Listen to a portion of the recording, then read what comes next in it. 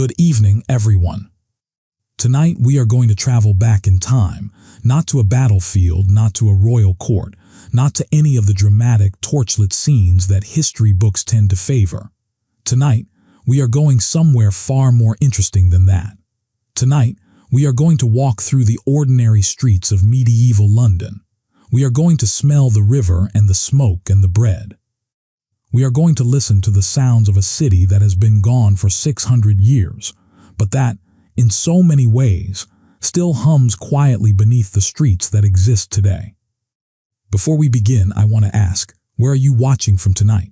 Drop a comment down below and tell me your city, your country, what time it is where you are. I find it one of the most wonderful things about doing this, knowing that someone in Manila and someone in Manchester and someone in a small town in Ohio are all settling in at the same time, pulling the blanket a little closer, and coming along on the same quiet journey. I genuinely love reading those comments. So please, if you have a moment, leave one, even just your city and the time. That small thing means a great deal. Now let us begin. Close your eyes for just a moment, not to sleep yet. We have a long road ahead of us, but just to release the tension from your day. Let your shoulders drop. Let your jaw unclench. Let the room around you become a little less real. Good. Now open them again softly and come with me. The year is somewhere around 1390. The exact date does not matter. What matters is the city. And London in the late 14th century is something that no photograph, no painting, no illustration has ever truly captured. It is a city of perhaps 50,000 souls, which sounds modest by modern standards but felt, to anyone living inside it, like an overwhelming, impossible density of human life. It had survived the Black Death 40 years earlier, which had killed somewhere between a third and a half of its population in a single terrible wave. It was still rebuilding, still absorbing, still finding its shape. It was a city scarred by memory, cautious by instinct, but also alive in a way that feels almost ferocious when you read the accounts that survive. We are going to spend a good deal of time here tonight. We are not going to rush. There is nothing to rush toward. Let us simply arrive and look around and understand. The first thing you would notice, stepping into medieval London before you saw anything at all, is the smell. I want to be honest with you about this because most accounts of the medieval world either omit it entirely or use it as a kind of cheap shock. Oh, how dreadful, how unsanitary, how primitive. But the smell of medieval London was not simply the smell of filth, though that was certainly present. It was a layered thing, a complex thing, and if you gave it a moment, the way you might give your nose a moment to adjust when you walk into a forest or a bakery or an old church, you would find that it told you a great deal about where you were. There was the river, first and above all. The Thames, running broad and brown and tidal through the center of everything. The Thames of 1390 was a working river in a way that is almost impossible to imagine now. It was highway and sewer and fishery and port and boundary all at once. The tide came in twice a day and pushed the smell of salt and silt and mud up through every alley that touched the bank. When the tide went out, it left a margin of dark exposed riverbed, what Londoners called the foreshore, that was thick with the smell of old river, deep and organic and not entirely unpleasant if you had grown up with it, which most people had. Mixed into the river smell was the smoke. London in 1390 ran on fire. Every house had at least one hearth. Many had more. The city's thousands of bread ovens burned through the night. The blacksmiths and the tallow chandlers and the dyers and the lime burners all kept their own fires going from before dawn until long after dark. The fuel was mostly wood and sometimes peat, and the smoke that rose from all of it settled over the city in a thin, perpetual haze. Not London's famous Victorian coal fog, not yet, but something earlier and softer and in its own way just as constant. You could smell the smoke from miles away when the wind was right. It meant civilization. It meant warmth. It meant that people were awake and at work. Then there was the animal smell. Medieval London was full of animals in a way that modern cities simply are not.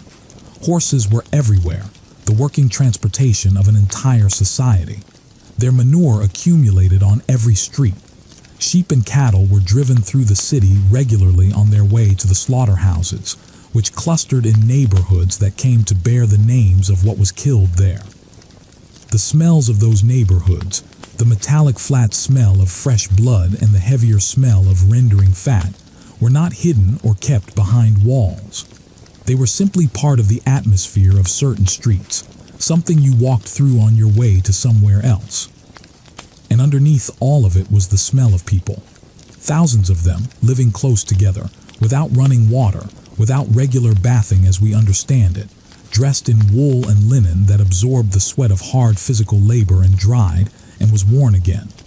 This is the smell that tends to make modern readers shudder, but I want to ask you to reconsider the shudder, just briefly, because the people of medieval London were not oblivious to cleanliness. They had very particular ideas about it. They washed their hands before and after meals with a seriousness that was nearly ritualistic. They used public bathhouses, which were common in London and busy enough to suggest real demand. They combed their hair and used toothcloths and laundered their linen, or at least they tried to. They simply did these things in a world without hot running water, without soap as we know it, without deodorant, without any of the infrastructure that makes the modern body smell the way it does. The point is, they smelled like people, not like monsters, not like animals, like people who worked hard and lived close together and did what they could with what they had. If you could have walked through medieval London with your modern nose, you would have found it pungent, yes, occasionally deeply unpleasant, but also on the right street at the right hour, rich with wood smoke and baked bread and river air and something animal and alive that you do not often find in cities anymore. Let us walk further in. The city gates were where London formally began, and in 1390 there were still gates. Not all of them were still truly functional as defensive structures. The walls of Roman London had been maintained and extended and repaired over the centuries, but they were no longer the primary military concern they had once been, but the gates still mattered. They were where tolls were collected. They were where strangers were noticed.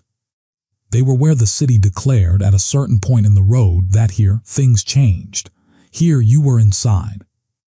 The main gates had names that are still echoed in the streets of modern London, even if the structures themselves are long gone. Aldgate to the east, Bishopsgate further north, Aldersgate, Cripplegate, Newgate to the west, which was also a prison and had been for over a century by this point, Ludgate close to the river.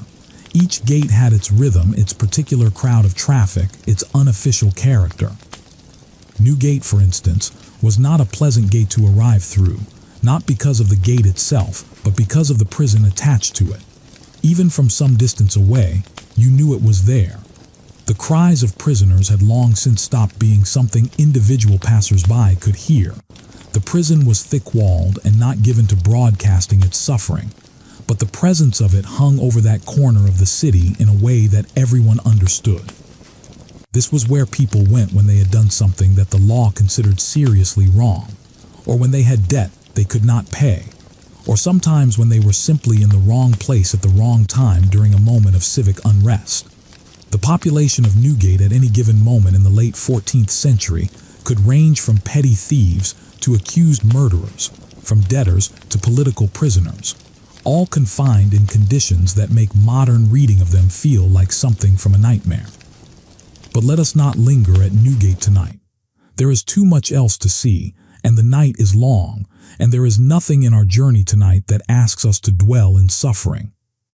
Let us come in through Aldgate instead. Aldgate was busy.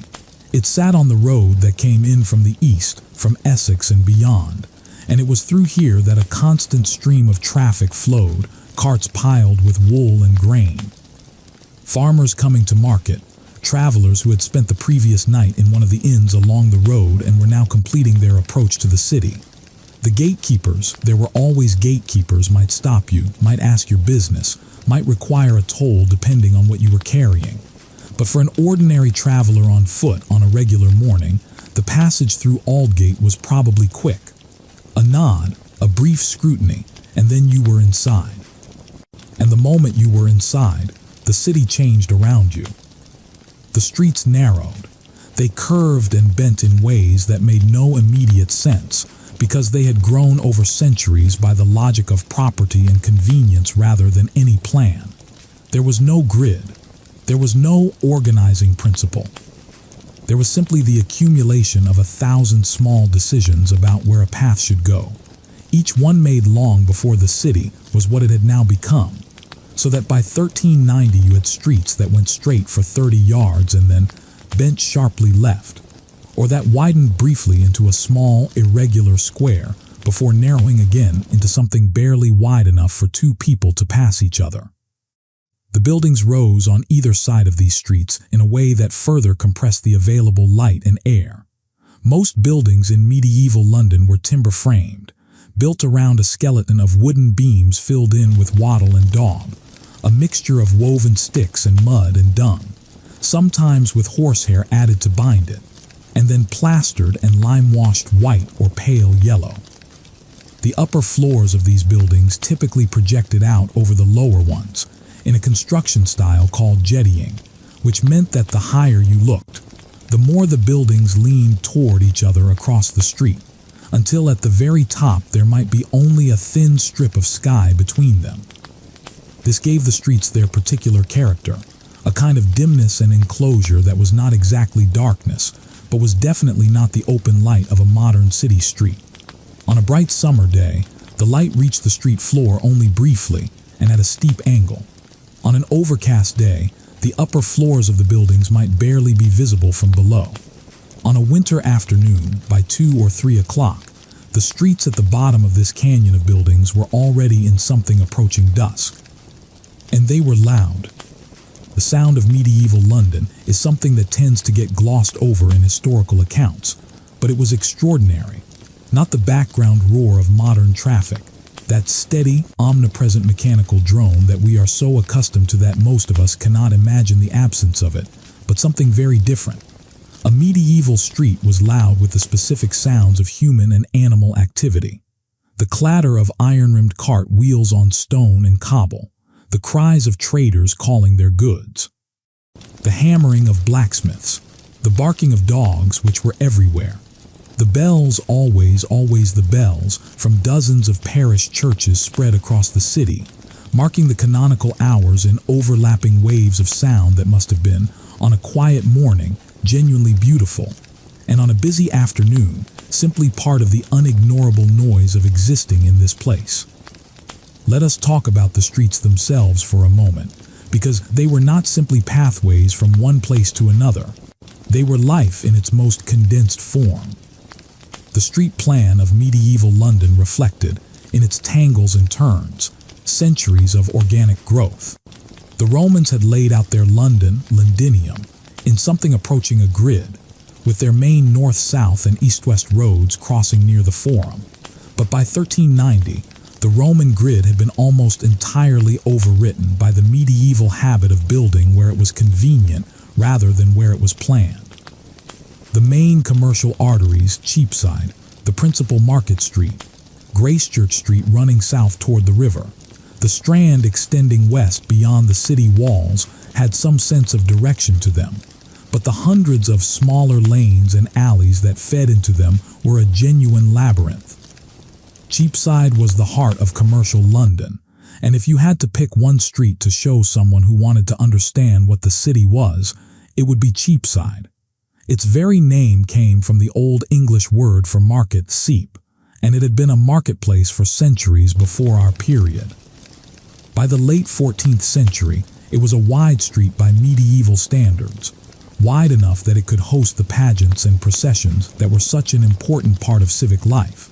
And it was lined on both sides with shops whose proprietors spilled their business out onto the street itself, setting up stalls and tables, and hanging their goods on hooks driven into the timber frames of the buildings. The organization of medieval commerce was highly specific about where things were sold. This sounds like a small thing, but it was actually fundamental to how the city worked.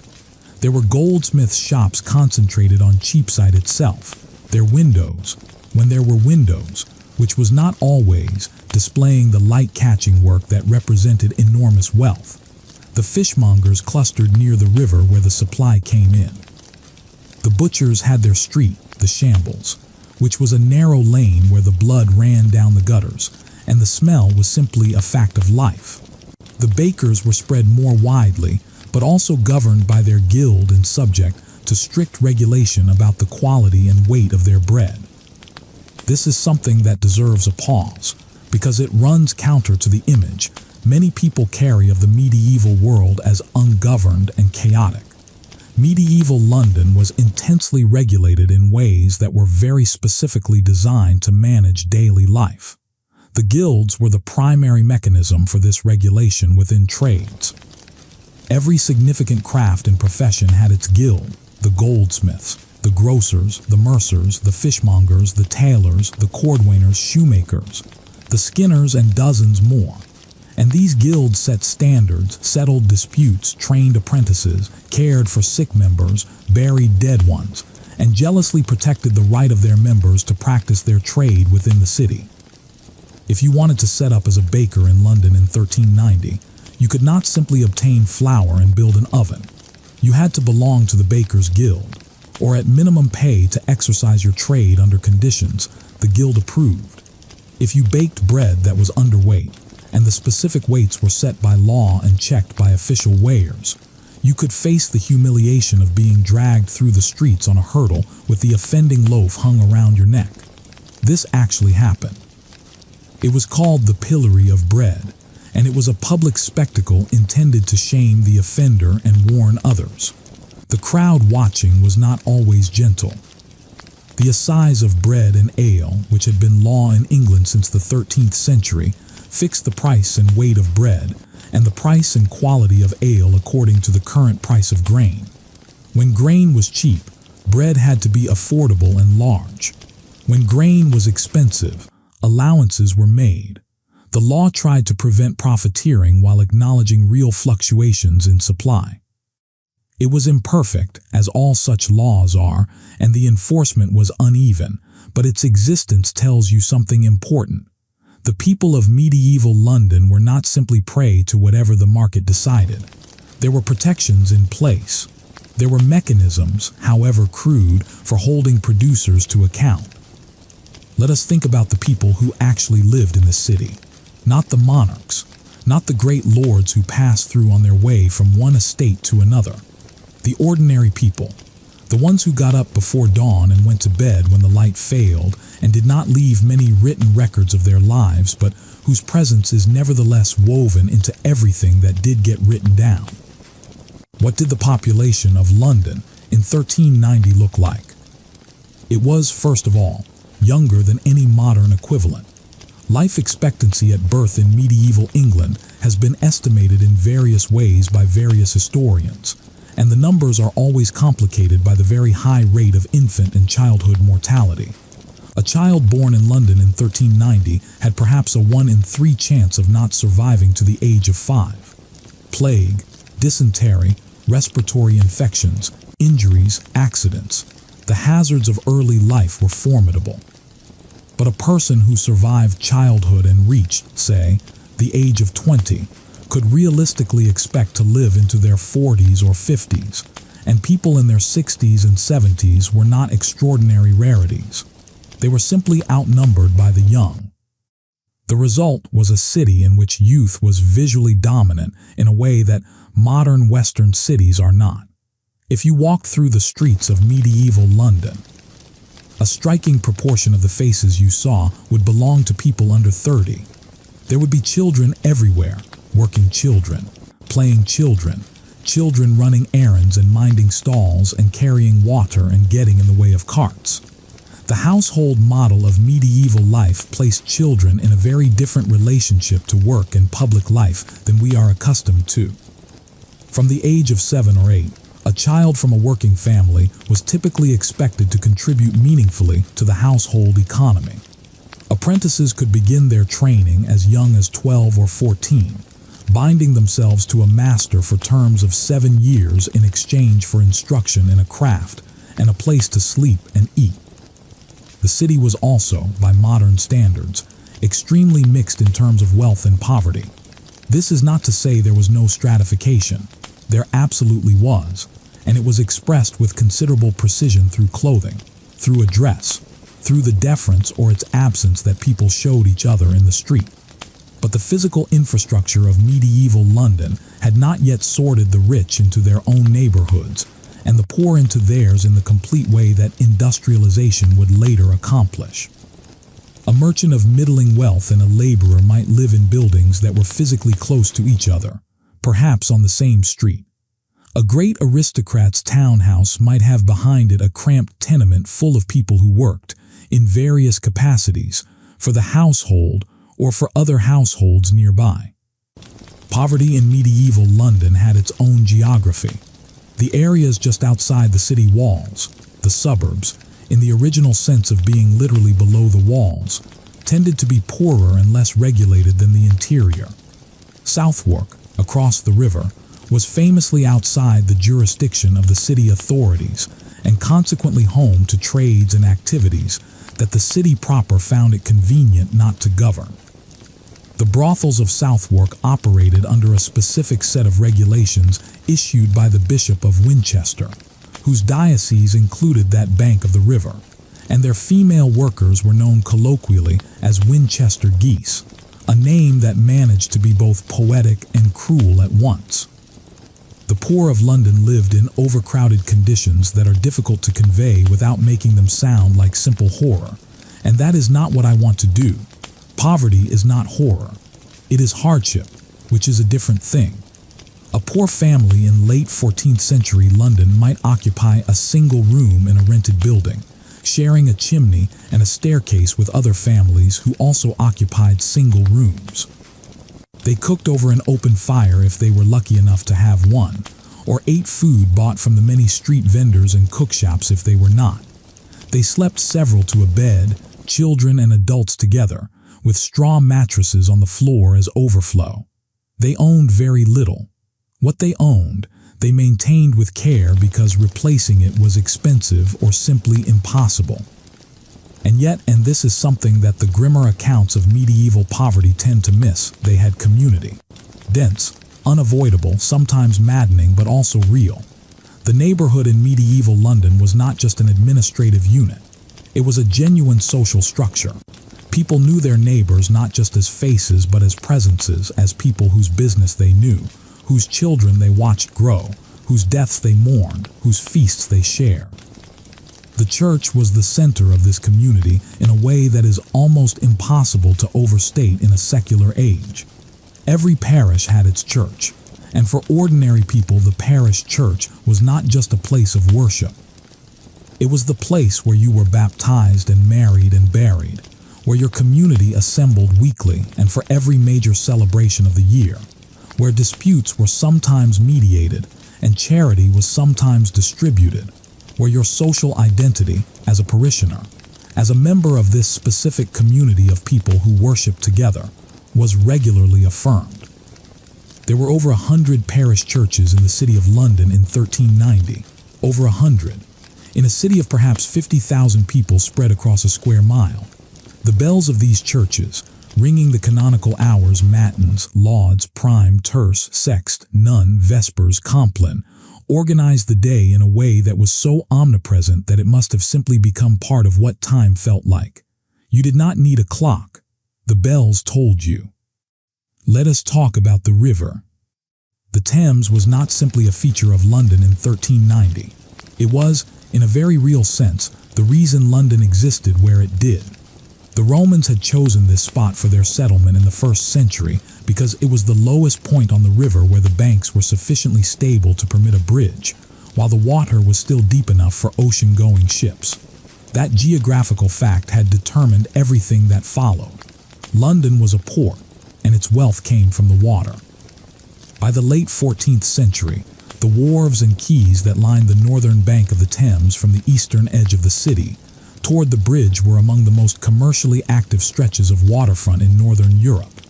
The great warehouses called wharfs, Billingsgate, Queenhithe, Dowgate, and others received cargoes from across the continent. Wool went out, English wool was the finest in Europe, and the trade in it was the foundation of medieval English prosperity. Wine came in, primarily from Bordeaux and Gascony, which was an English possession in this period, and vast quantities of it were landed at the wharves and distributed to the taverns and households of the city. Spices came from further away, traveling overland from the east and then by sea from Italian ports, handled by merchants whose trading networks stretched from the Levant to London in a chain of credit and trust and calculated risk. The bridge itself, there was only one, London Bridge, was a remarkable structure even by modern standards and was, in the 14th century, one of the most extraordinary pieces of engineering in the country. It had been built in stone between 1176 and 1209, replacing an earlier wooden structure, and by 1390 it had accumulated upon itself a dense layer of additional building. Houses and shops lined both sides of the bridge roadway, leaning out over the water on brackets, stacked up 2 and 3 stories, creating a built environment on the bridge itself so complete that you could walk across it and not realize you were on a bridge at all, or at least not until you glimpsed the water through a gap, or heard it below you, or noticed the peculiar trembling that running water always gives to structures built on top of it. The bridge was supported on 19 arches, and the effect of these arches on the flow of the river was dramatic. The piers were wide and built up at their bases with wooden platforms called starlings, designed to protect the stone from the current. But the effect of all this construction was to create a kind of partial dam across the river. The water piled up on the upstream side and surged through the gaps between the arches at a speed that made the passage under the bridge in a boat genuinely dangerous. Shooting the bridge, as it was called, was a skill that Thames boatmen developed and took some pride in. There were people who made their living ferrying passengers across the river or along it, and the skill with which they navigated the currents around the bridge was part of what you were paying for. The heads of executed traders were displayed on pikes above the southern gatehouse of the bridge, which was the side facing southward. This is one of those details that feels almost too grotesque to mention in a sleep video, but it was such an ever-present feature of the bridge that to leave it out would be a kind of dishonesty about what the place actually was.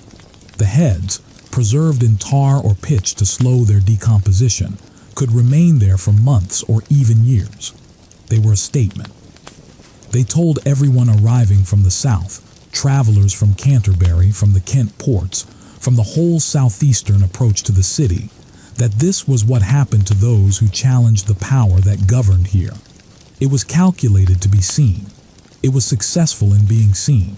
Whether the viewers found it frightening or simply familiar is harder to know. If you were going to survive a week in medieval London, genuinely survive, not as a tourist but as a resident, the first thing you would need is somewhere to sleep. Housing in medieval London ranged from the palatial to the barely habitable, and the vast majority of ordinary Londoners occupied the middle range of this spectrum, with a definite lean toward the more modest end. The ideal household for a tradesman of middling means: a decent carpenter, a successful baker. A skilled weaver would be a 2- or 3-story timber-framed building combining living and working space. The ground floor would typically serve as the shop or workshop, open to the street during business hours through a shuttered window that folded down to form a counter. Behind the shop there would be a workroom, a storeroom, a small kitchen. Above the shop, accessible by a steep internal stair, would be the family's living chambers, a hall, which served as the main communal space for eating and socializing, and perhaps 1 or 2 additional rooms for sleeping. The hall, even in a modest house, was the heart of the household. It was where the family ate together, where guests were received, where business could be discussed, where the children did whatever children did in the hours that they were not working or asleep. The furniture would be simple and solid. A long table on trestles that could be dismantled and put against the wall to clear the floor, benches for seating, a chest or 2 for storage, a cupboard for the displaying of whatever small collection of pewter or pottery the household had accumulated as markers of respectability. Light in these rooms came from a few sources. During the day, from the windows, and medieval windows in most ordinary houses were small and placed high in the wall to retain heat, often covered with oiled cloth or horn panels rather than glass, which was expensive enough to be a notable status marker when it appeared. At night, from candles and from the fire. Tallow candles, made from animal fat, cheaper and more pungent than beeswax, were the standard source of artificial light for ordinary households. They gave off a slightly greasy, yellowish light and a smell that became background noise after a while. Wealthier households used beeswax candles, which burned cleaner and brighter and smelled of honey. The difference was not just aesthetic but practical. Tallow smoked more, which further darkened the already soot-stained beams of a medieval interior. Heating came from the hearth, which in most medieval London houses was a central open fire on the ground floor rather than a fireplace set into the wall. The wall fireplaces with proper chimneys were becoming more common in this period and were considered a significant improvement.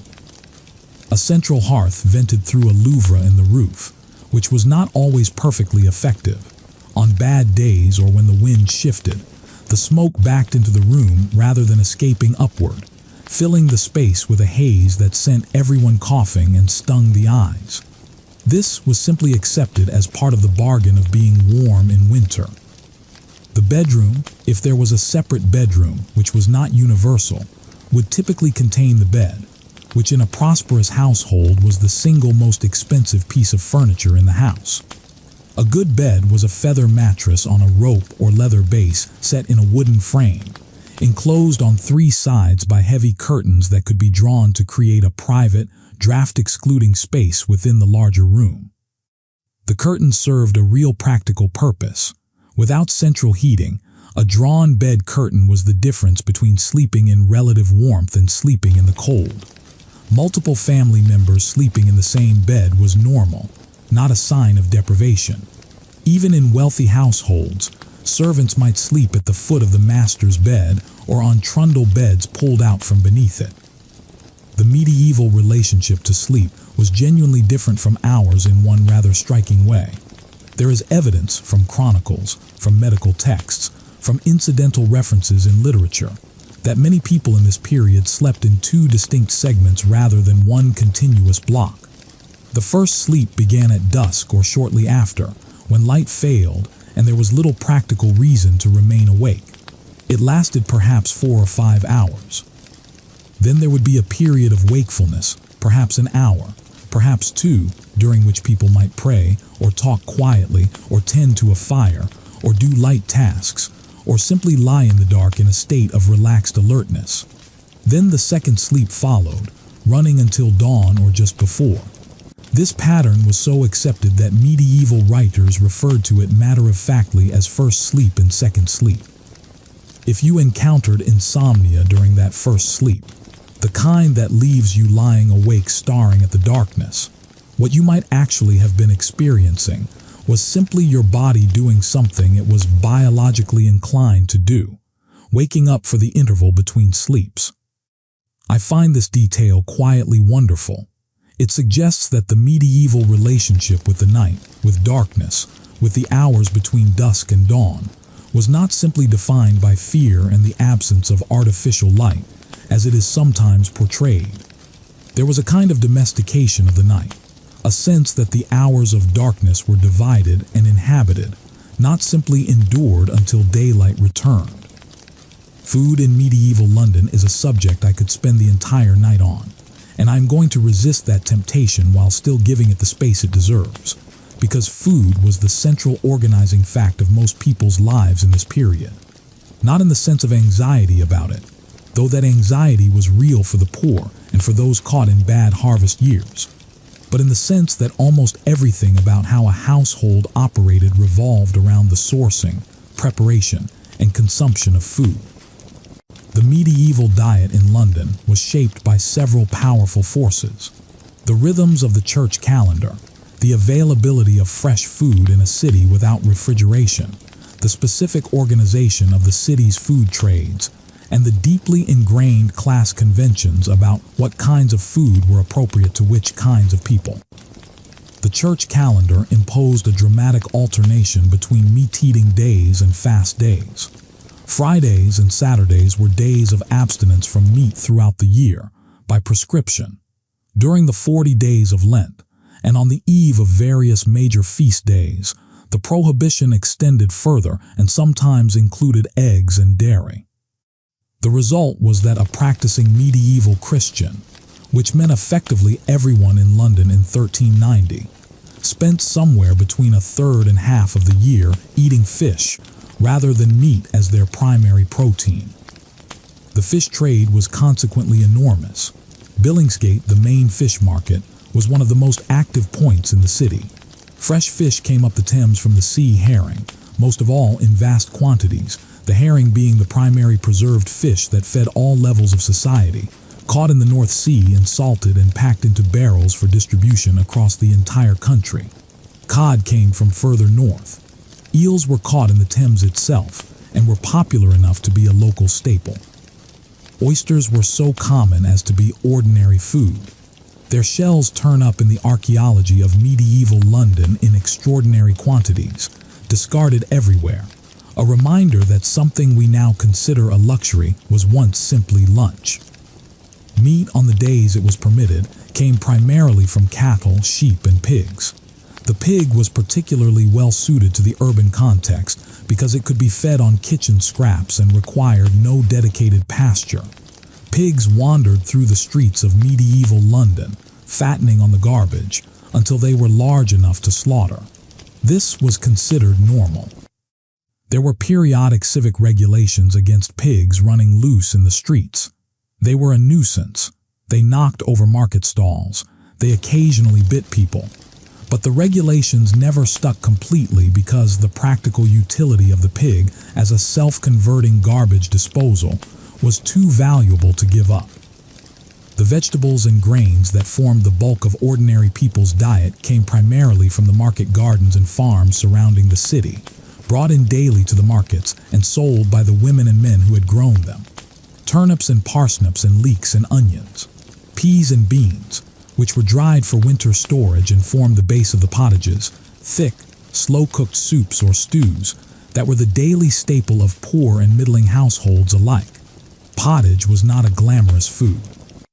It was the food of subsistence and routine, eaten in one form or another by most of the population on most days. But it was not without its pleasures. A well-made pottage, seasoned with herbs from a garden or a window box, sweetened with a little honey when honey was available, thickened with peas or beans, could be warming and satisfying in a way that the word porridge doesn't quite capture. Bread was as fundamental as water. The assize of bread, as we discussed, regulated it closely. White bread, wheaten, fine milled, was the bread of the wealthy. Lower-grade breads made from rye or a mixture of grains were the ordinary person's bread. Denser and darker and more filling. In years of good harvest, the bread was plentiful and affordable.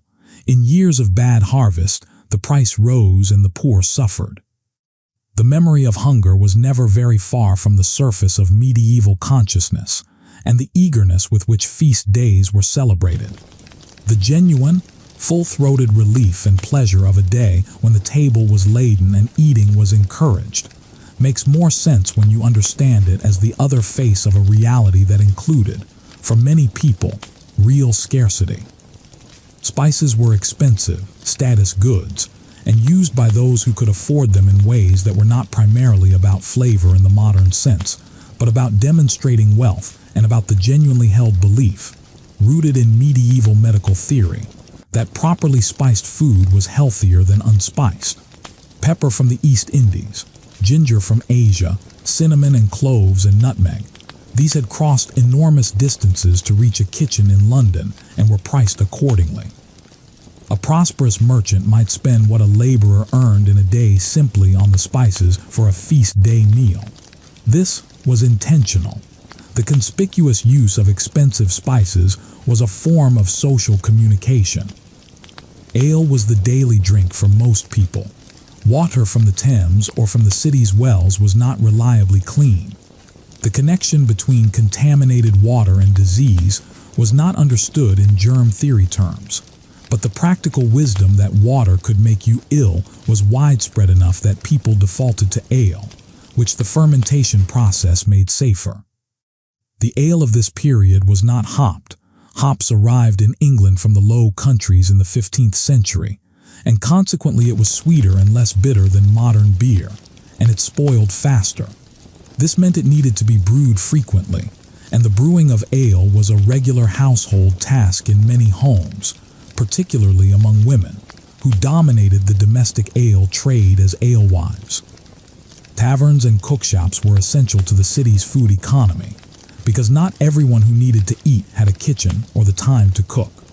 The cookshops of London, concentrated in particular streets, especially near Cheapside and around East Cheap, sold ready-prepared food to customers who had neither the facilities nor the inclination to cook for themselves. This included a significant proportion of the city's laboring population and lodgers who lived in rented rooms without access to a fire. The pies, roasted meats, stews, and breads sold by these establishments were sometimes excellent and sometimes questionable, and the line between a reputable cookshop and one that recycled old or suspect meat was sufficiently vague to produce regular complaints in city records. The smell of a good cookshop, roasting meat, the sharp edge of onions, warm bread, something spiced, was one of the most distinctive and inviting smells in the city, and the smell of a bad one was equally distinctive in the opposite direction. Let us talk now about what you would wear. Clothing in medieval London was not simply a matter of personal style and available resources. It was a statement about who you were, your rank, your occupation, your marital status, your membership in various communities. The sumptuary laws and legislation that specified which types of fabric and which colors could be worn by which social classes were periodically enacted and periodically ignored, but they reflected a real social assumption that your clothes told people who you were at a glance, and that confusion about this was a social problem worth legislating against. The foundation of medieval dress was the wool industry. England was one of the finest wool-producing nations in Europe, and the textiles woven from that wool, from coarse homespun to exquisitely fine broadcloth, formed the basis of what everyone wore. Linen, woven from flax, was used for undergarments, the shift or chemise that sat next to the skin and was washed more frequently than the outer layers. Silk was rare and expensive and limited to the wealthy. Cotton was known but not common in this period. It had not yet become the democratic fabric that industrialization would make it. For an ordinary man in 1390 London, the standard clothing would be a linen shirt next to the skin, a wool tunic falling to the knee or below, wool hose covering the legs, leather shoes, and a hood or cap of some kind. Over all of this in cold weather, a wool cloak or coat. The specific cut and quality of these garments varied enormously with wealth. A laborer's tunic was coarse and undyed or dyed in simple earthy colors with cheap local dyes. A prosperous merchant's coat hardy, the fashionable fitted garment of the period, might be of fine broadcloth, well tailored, in a color that required expensive dye to achieve. For women, the layers were similar: a linen shift, a wool kirtle or gown, a headdress of some kind. The headdress was particularly important as a marker of status and marital condition. A married woman covered her hair, usually with a linen wimple or barbette, while an unmarried woman might wear her hair uncovered or with a lighter covering. The specific fashions of the late 14th century were, to modern eyes, quite beautiful. The long, flowing gowns, the elaborate headdresses of the wealthy, the bright colors made possible by the best dyes from continental Europe. The making and repairing of clothing occupied a significant portion of the labor of any household. Nothing was thrown away that could be mended, repurposed, or passed down. A garment began its life at the top of the quality spectrum and worked its way down through the household as it wore and faded. from the master to a servant to a child to a patch for something else. The trade in second-hand clothing was active and important, providing affordable dress for those who could not afford new, and a market for the discarded finery of those who could. Shoes were leather, made by the cordwainers in their shops, which were concentrated in the cordwainer ward. The street name Cordwainer survives as a ward name in the city of London to this day. The shoes of this period were lighter and more supple than the heavy boots that period dramas tend to put on everyone. Pointed toes were fashionable among the wealthy, sometimes extravagantly pointed, a style called the Krakow or pooling, in which the toes were stuffed to maintain an extreme upward curve. But ordinary working people wore practical, round-toed shoes suited to walking on cobbles and dirt, and the various unidentifiable surfaces that the streets of medieval London presented. If you arrived in London without appropriate clothing, you would stand out, not necessarily in a dangerous way, but in a way that communicated to everyone around you that you were a stranger, someone without a defined place in this highly legible social order. Medieval people were very good at reading clothes. It was a survival skill in a society where knowing someone's rank and affiliation could determine how you spoke to them and what they could legally do to you. The working day in medieval London began earlier than most modern people would find comfortable. Prime, the first canonical hour, roughly equivalent to 6 in the morning in summer and 7 or 8 in winter, was the signal for the working day to begin in earnest. By then, the city had already been quietly awake for some time.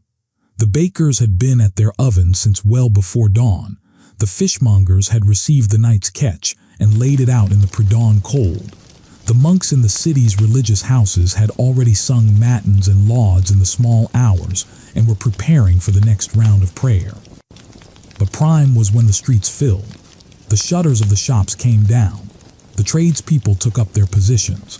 The apprentices, who had risen at their master's bidding and done the first domestic tasks of the day, lighting fires, fetching water, feeding animals, were now at their workbenches or their stations.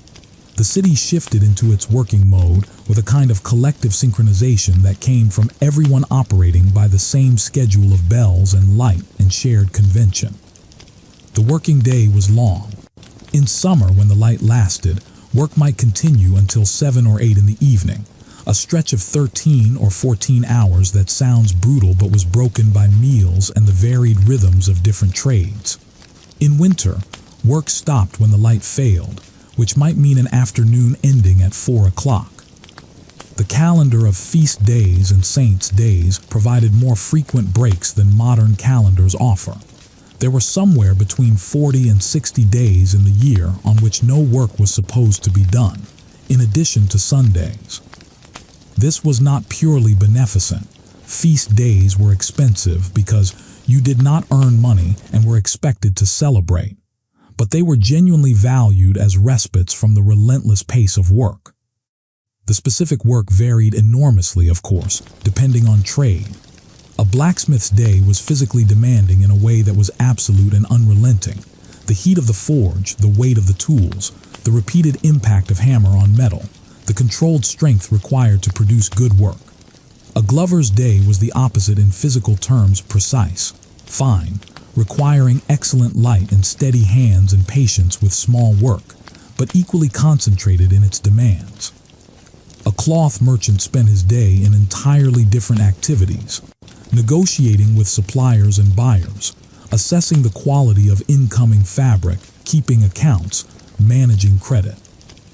Women worked in almost every sector of the city's economy, though the historical record is less complete about their work than about men's, partly because guild records tended to document male membership, and partly because much of women's work was domestic, and therefore considered too ordinary to write down. But the evidence is clear enough. Women brewed ale, they kept inns, they worked as traders in the market, they were seamstresses and spinners and laundresses, they worked alongside their husbands in craft workshops, they managed households that were themselves significant economic units. The alewife, the woman who brewed ale for sale in her home, was such a common figure in medieval London that she became a recognizable type in literature and art, usually depicted with a wooden stirring paddle, sometimes in combination with a cat, the cat's job being to keep rats away from the grain. She was not always depicted sympathetically in the literature, which tells you something about the anxieties that the economically active woman produced in a culture with particular ideas about women's proper sphere. But her economic importance was indisputable. There is something I want to say about medieval London and danger, because it is impossible to talk honestly about the city without acknowledging that it was, by modern standards, a more dangerous place than anywhere most of my listeners have ever lived. The danger was multiple and layered. There was the danger of disease, which was the most democratic of medieval hazards in the sense that it did not much respect wealth or poverty, though it killed the poor more reliably because the poor lived in worse conditions and ate less reliably and had less capacity to recover from illness. The Black Death of 1348 and 1349 was a trauma of such enormous proportions that it shaped everything that came after it.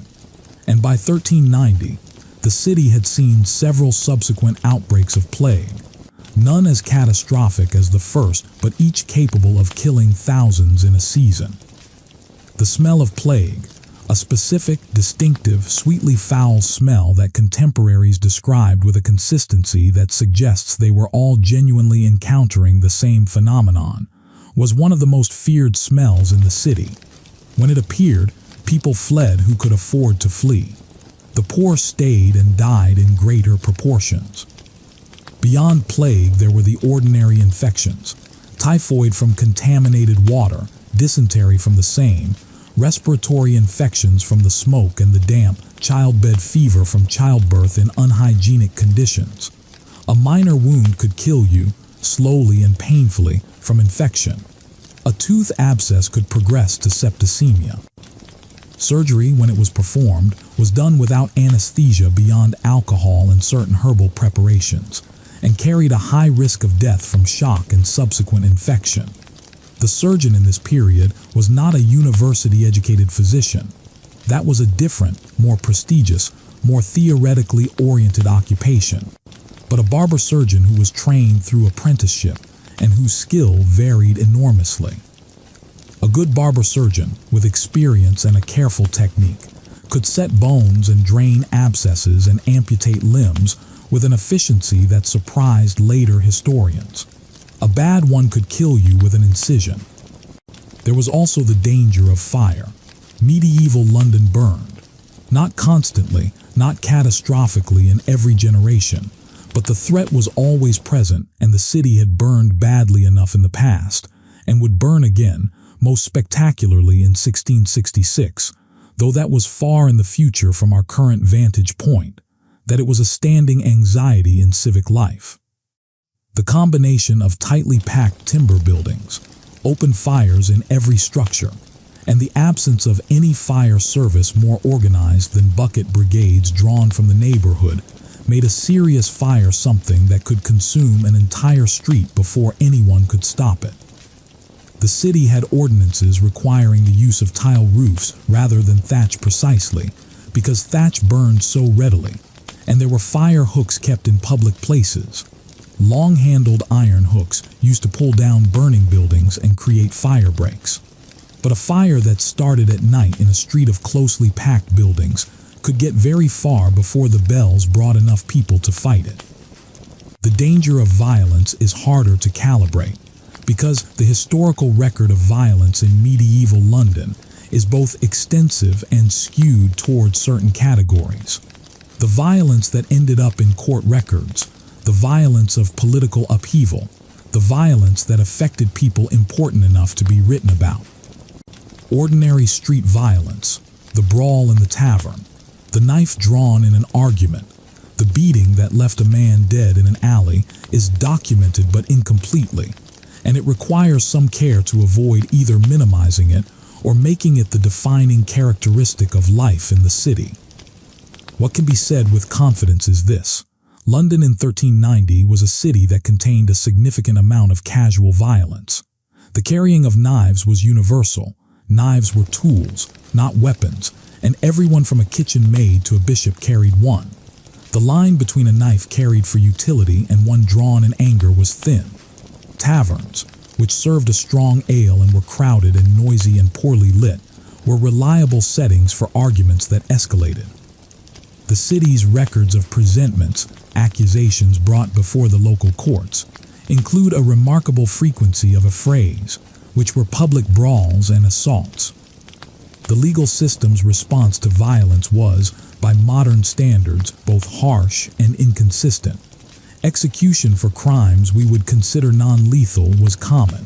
Theft above a certain value was a hanging offense, but the mechanisms for actually catching and prosecuting criminals were weak. There was no professional police force. The maintenance of order depended on the ward watch, a system of unpaid citizens who took turns patrolling their neighborhood at night, and on the hue and cry, the ancient obligation of every person who witnessed a crime to raise the alarm and join the pursuit of the criminal. These systems worked imperfectly, which is perhaps all that can be said. What I want to resist, though, is the image of medieval London as a perpetual war of all against all, where violence was random and constant, and the city was simply a dangerous chaos. That image is not accurate. People organized their lives in that city, raised their children, built their businesses, loved each other, prayed, argued, made things and sold things, and ate and drank and slept, day after day, in ways that suggest a level of ordinary workaday safety that the dramatic accounts of violence tend to obscure. Violence was a risk, not a certainty. The city was dangerous, not impossible. Let us walk now to the Thames on a summer evening, and let the city move a little way from us. The sun goes down slowly in a London summer. The light lingers in a way it does not in the winter, spreading along the rooftops and catching the upper stories of the taller buildings before it reaches the street. By the time the streets themselves are in shadow, the sky is still quite bright. Down at the river, where the buildings are lower, you can see more of it, a pale, wash-blue sky fading toward orange and pink at the western horizon, and the river carrying all of it in a moving, fractured reflection. The Thames at evening was a different river from the Thames at noon. The traffic was lighter. Some of the boats that had been moving all day were now tied at their moorings, rocking gently. The boatmen and watermen who made their living on the river were beginning to think about their suppers. There were still people crossing. The ferry services ran until dark, but the urgency of the business day had relaxed. On the Southwark Bank, across the water, the taverns and the stews, the bathhouses that operated with a rather broader scope of services than bathing, were beginning their evening business. Southwark was louder at night than in the day, in part because some of what Southwark offered required darkness, or at least the diminished scrutiny that evening brought. The theaters would not be there for another 2 centuries, but the entertainment district of the South Bank was already establishing the character that Shakespeare's London would inherit and amplify. From the bank on the northern side, looking south across the water, you could see London Bridge in silhouette, its cluster of buildings creating a strange, irregular skyline above the water. The houses on the bridge were lit from within, their light falling in broken lines down onto the river's surface. In the center of the bridge, where there was a gap in the buildings to allow a drawbridge to operate, you could see the current rushing through the arches below. The smell at the river's edge in the evening was the same it was in the morning, but more settled.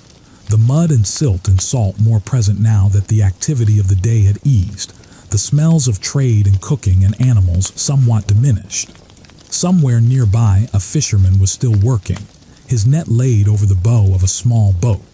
He worked with the ease of long practice, his hands knowing what to do without needing to be told. If you sat at the river's edge long enough, in the fading light, and listened past the ordinary sounds of the city going about its evening business, you could hear the river itself.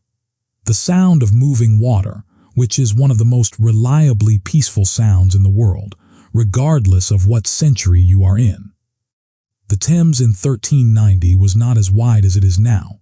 The embankments of the Victorian era had not yet confined and narrowed it, but it was a substantial river, broad and tidal and restless, and it made a sound that the people of the city lived with all their lives and probably stopped consciously hearing after a while, the way you stop hearing the sound of wind in trees when you grow up near a forest. But it was there, always there, a constant undertone to the city's noise, a reminder of the ancient and indifferent thing at the city's foundation. Let us go inside now, as the evening draws on, and visit a specific household. The household I have in mind belongs to a man I will call Edmund. Edmund is a dyer. He works with cloth, wool cloth brought to him by merchants and weavers, which he colors using vats of dye made from various substances. Woad for blue, weld for yellow, madder for red, and combinations of these and others for more complex colors. His shop and workroom occupy the ground floor of a rented building in a street not far from the river, because dyeing requires large quantities of water and the proximity to the Thames, with access to the water carriers who supplied households in the area, was commercially useful. Edmund has a wife, Joan, and 3 living children, a girl of 11 called Matilda, a boy of 8 called William, and a baby who was born in the spring and has not yet been weaned. There were 2 other children who died in infancy, and Joan carries the memory of them in a way that is quiet and private and does not prevent her from loving the living ones fiercely. The household also includes an apprentice, a boy of 13 named Thomas, no relation, who sleeps in the workroom on a straw mattress and eats with the family, and is treated with the specific mixture of sternness and rough kindness that characterized the apprentice relationship in this period. Thomas is from a village in Essex. His father, a farmer of middling means, had paid Edmund a fee to take the boy on and teach him the dyer's trade. Thomas misses his family with a homesickness that he is too proud to admit, and that makes him occasionally surly in ways that Edmund pretends not to notice, which is its own form of kindness. The evening meal in Edmund's household begins when Joan judges that the work of the day is substantially done, which is also approximately when the light is failing. The meal is served in the hall on the upper floor. The ground floor and workroom are too full of vats and drying fabric to be comfortable dining spaces, and the smell of the dye, a complex chemical smell that Edmund no longer consciously registers but that visitors always comment on, is stronger there. Tonight, because it is a Wednesday and not a fast day, there is meat, a pottage of mutton with onions and leeks, slow cooked over the fire since midday when Joan put it on.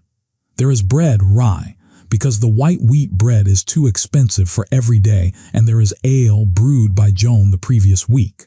For Matilda's benefit, there are some late-season cherries from the market, bought cheaply because they were beginning to soften. The table is set with a linen cloth not fine but clean, and the household's pewter dishes, 4 shallow bowls, a single larger serving dish for the pottage, pewter cups for the ale. The family eats with their own knives and with spoons for the pottage. Forks in this period are rare and not yet considered a standard household item. They do not eat in silence. Medieval table manners were not the stiff, ceremonial affairs that the formal table manuals describe. Those manuals were written for great households and court settings, not for the home of a London dyer. Edmund talks about a dispute with a wool merchant who brought him cloth that was already damaged and wanted the dyeing done at a discount. Joan talks about Matilda's behavior at the well that morning, where she apparently said something sharp to the butcher's wife that had required an apology. William asks about a horse that was being led through the street this afternoon with a split hoof and seemed to be limping, and whether horses can be healed like people. Thomas eats more than Edmund thinks he strictly needs to and says very little, his eyes moving between his plate and the family's conversation with the careful attention of someone who is still learning how this household works. After the meal, Edmund leads a brief grace. He is a devout man, not extravagantly so, but sincere in the way that most people of his time and place were sincere, which is to say that the beliefs were real to him in the same way that the meal he had just eaten was real, not as abstract theology but as daily fact. The prayer is short. Thanks for the food. Thanks for the health of the household. A remembrance of the dead children that never gets longer but never gets shorter either.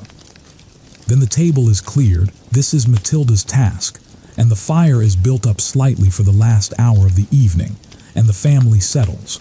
Joan mends by firelight, a tear in one of William's shirts that she has been meaning to get to for 3 days. Edmund goes over a small account, the ledger he keeps in careful, not particularly elegant Latin with some English words where the Latin fails him, and marks what the merchant owes him. William falls asleep on the bench before anyone suggests he should go to bed, and has to be carried, still asleep, up the steep stair by Edmund.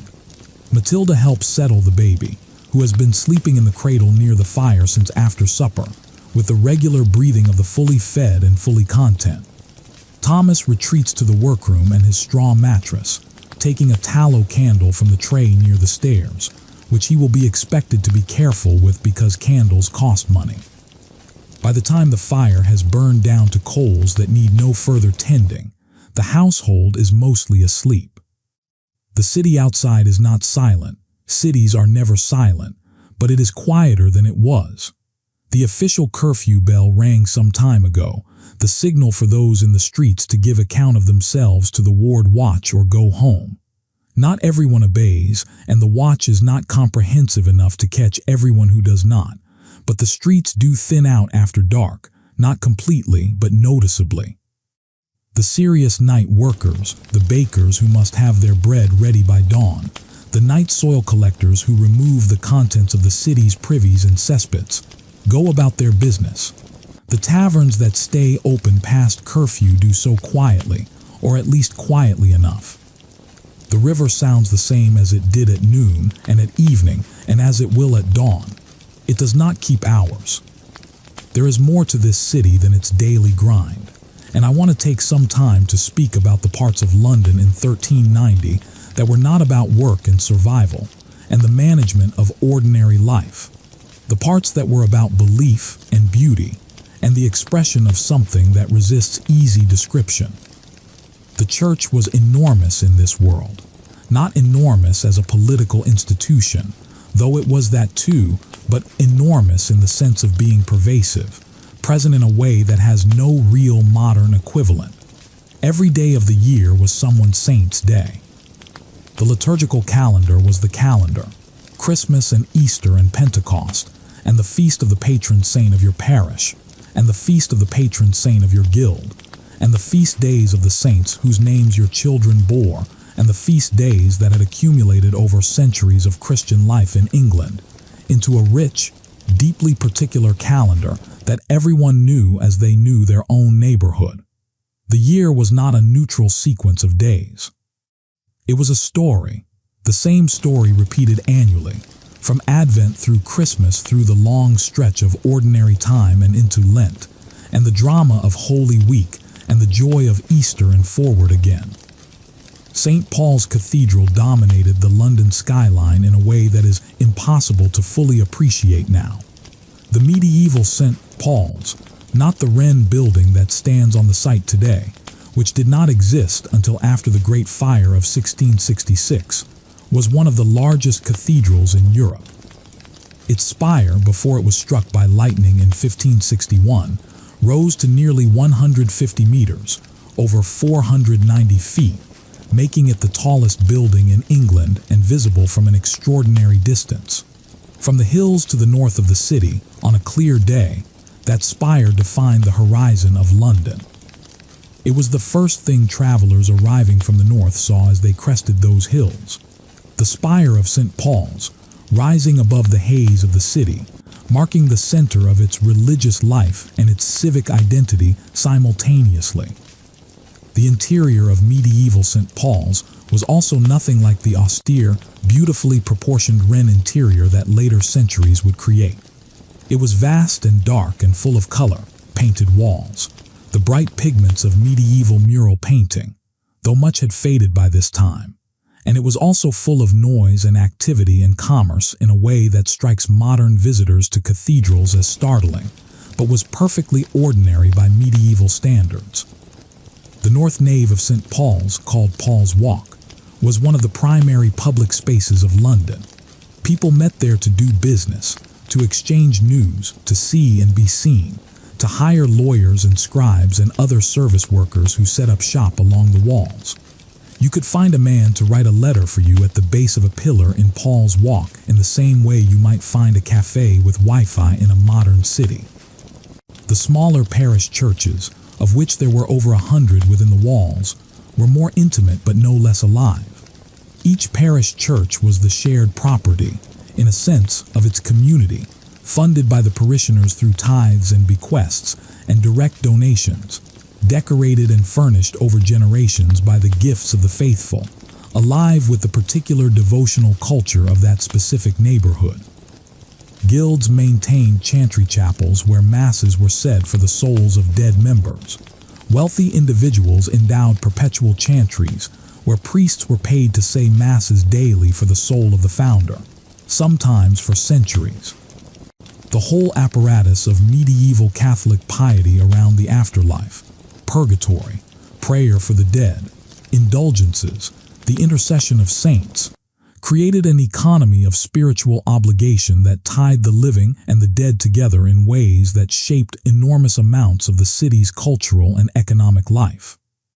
The great hospitals of medieval London, St. Bartholomew's at Smithfield, St. Thomas's in Southwark, were also religious foundations, operated by religious orders, and their care for the sick was understood as an act of charity and religious obligation rather than medical service in the modern sense.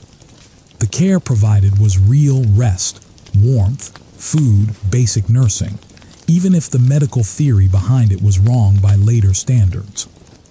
A person admitted to St. Bartholomew's in 1390 was more likely to recover from a serious illness than someone left without any care at all, even though the theory of the four humors that guided treatment was not accurate in its understanding of disease.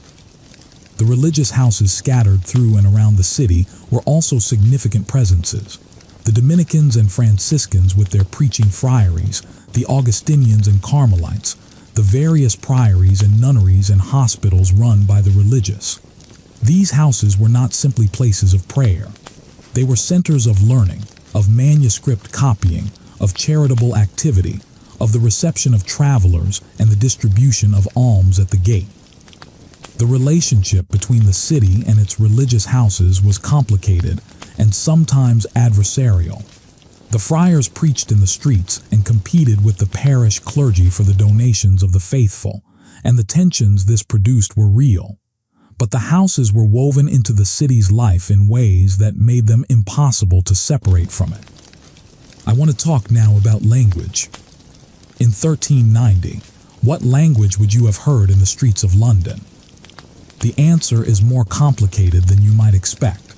English was the dominant spoken language of the ordinary people of the city, but it was an English so different from the English of today that you would struggle to follow it without preparation. This was the London English of Geoffrey Chaucer. Chaucer was alive and writing in exactly this period, and his Canterbury Tales, which he began composing in the late 1380s, give us our most vivid and detailed surviving representation of the spoken language of late 14th century London. If you could hear the language of the Canterbury Tales read in its original pronunciation, not the modernized version read in schools, but the actual sounds as they were made in 1390, with the long vowels and the consonants that no longer exist in modern English, you would recognize it as English but understand perhaps a third of it. Beyond English, French was the language of the law and of a significant portion of the court and aristocratic culture that intersected with London. Not modern French, and not the French of Paris, but the specifically English form of medieval French called Anglo-Norman, which had been the prestige language of the English ruling class since the Norman conquest of 1066, and was still, in 1390, the formal language in which legal proceedings were conducted and royal proclamations were drafted. The English that ordinary Londoners spoke was full of French borrowings from this long period of French prestige. Words like gentle, noble, court, estate, justice, mercy, and the mixture created a language that was in the process of becoming recognizably modern English without yet quite being it. Latin was the language of the church, of education, of scholarship, and of international communication.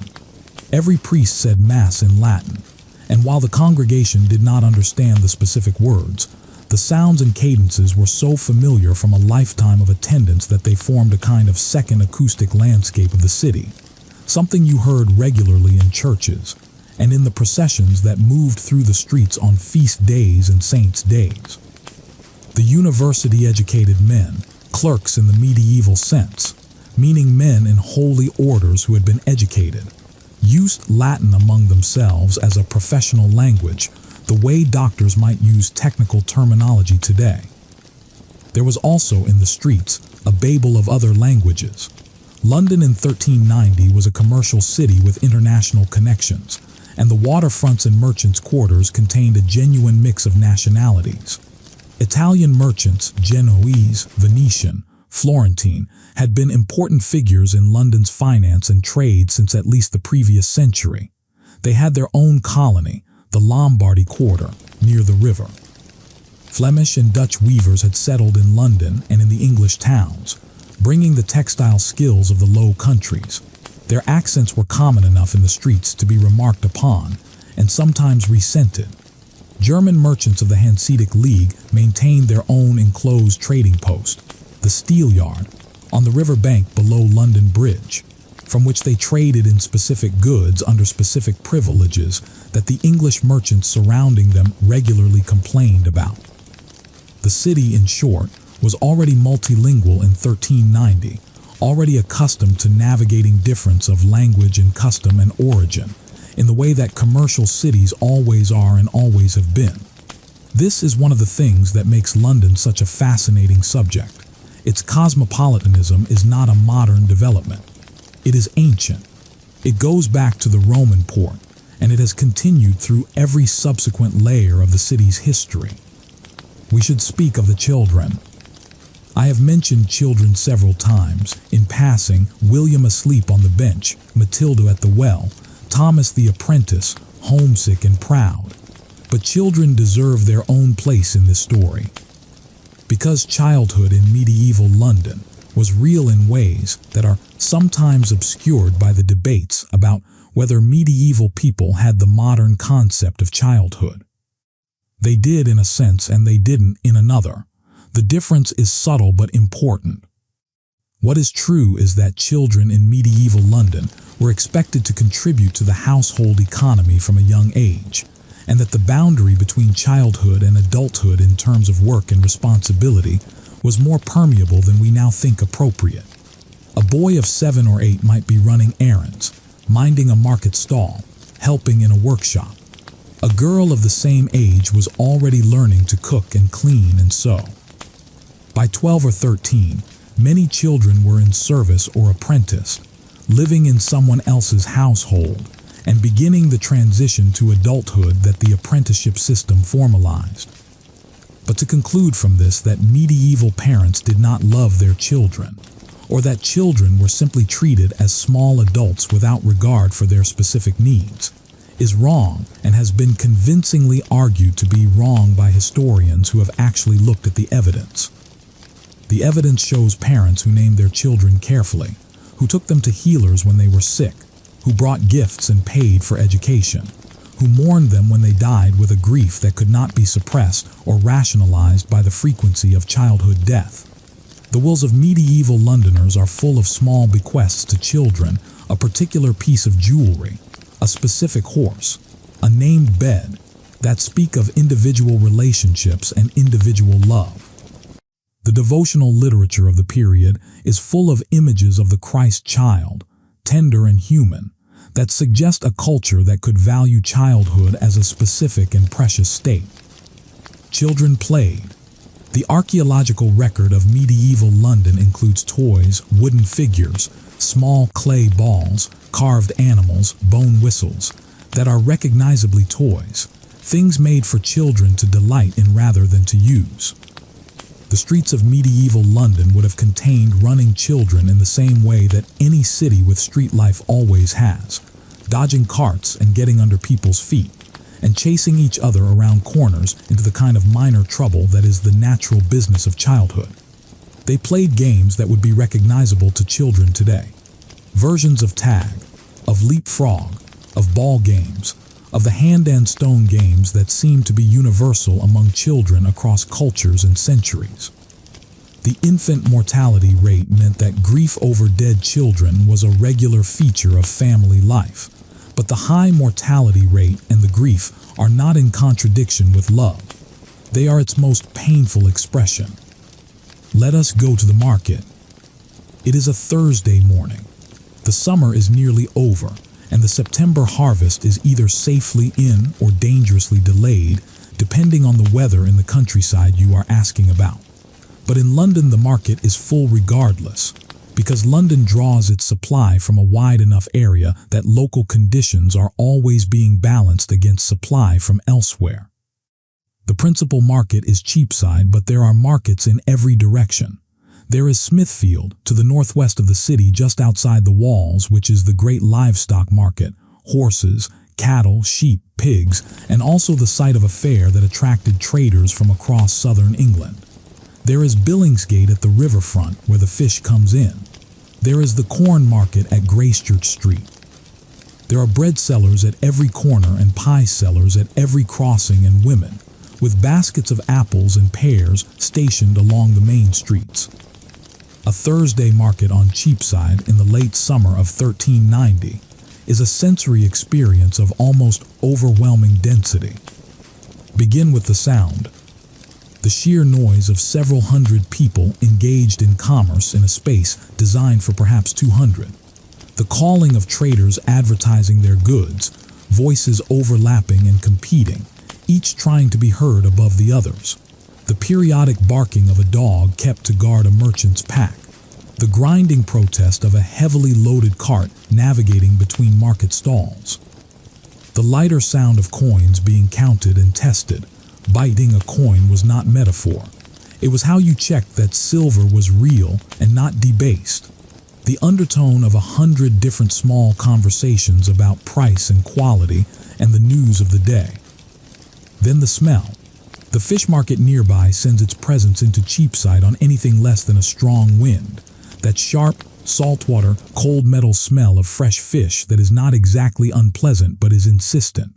Over it, the smell of the bread from a baker's stall nearby, warm and yeasty, honest and sustaining. The smell of the livestock market at Smithfield drifts in from the northwest when the wind is wrong. The smell of the people in the market, pressed together in a space too small for them. The particular warm smell of a crowd that is working hard in late summer warmth. And the color. The market is bright in the September sun. The varied colors of fabric hung out for display. The red and yellow of autumn fruit piled in baskets. The white and gray of saltfish arranged on boards. The dark green of leeks and late cabbages. The tawny brown of loaves stacked beside a baker's table. The flash of metal from the ironmongers, the occasional gleam of something more precious from the goldsmiths' premises on the north side of Cheapside, where the wealthy end of the market anchors itself to the more modest middle. Buying in this market requires attention. You do not simply reach for what you want and pay what you are asked. Every transaction is a small negotiation, a dance of offer and counteroffer that is expected and enjoyed by both parties. To accept the first price without haggling is either naive or insulting, depending on the context and the size of the purchase. The seller expects to come down a little from their opening price. The buyer expects to come up a little from their opening offer, and the price at which they settle represents a satisfying fiction in which each party feels they have won something. But the haggling has limits. The guilds and city regulations set floors on prices in certain goods. The alewife who undercuts her neighbors too aggressively may find herself accused of unfair trade. The fishmonger who charges too much during a shortage may be reported to the city authorities and compelled to sell at a reasonable price. The market was not the wild free market of economic theory, but a managed, socially regulated space in which custom and law constrained the extremes of pure price gouging and ruinous undercutting. Here is something that tends to surprise people when they first encounter it. Medieval London had a relatively sophisticated legal infrastructure. Not perfect, not just, not egalitarian in any meaningful sense of the word, but sophisticated meaning that it had a complexity and specificity and an accumulated weight of precedent and procedure that was the product of centuries of legal development. The common law of England in 1390 was already old. Its roots went back to the Norman reforms of the 11th century, but it had accumulated vast layers of precedent and statute since then. The great royal courts, King's Bench, Common Pleas, the Exchequer, sat at Westminster, a short distance upriver from the city, and their authority extended through the country. But London also had its own courts: the Mayor's Court, the Sheriff's Courts, the Court of Common Pleas for the city, the courts of the various wards. And below these formal courts were the courts of the guilds and the courts of the church, each with jurisdiction over specific matters. An ordinary Londoner in 1390 had access to legal remedy in a way that might surprise you. They could sue for debt in the mayor's court and expect, if they had a good case, to win judgment. They could bring a complaint of assault before the sheriffs. They could challenge a fraudulent trade through the guild system.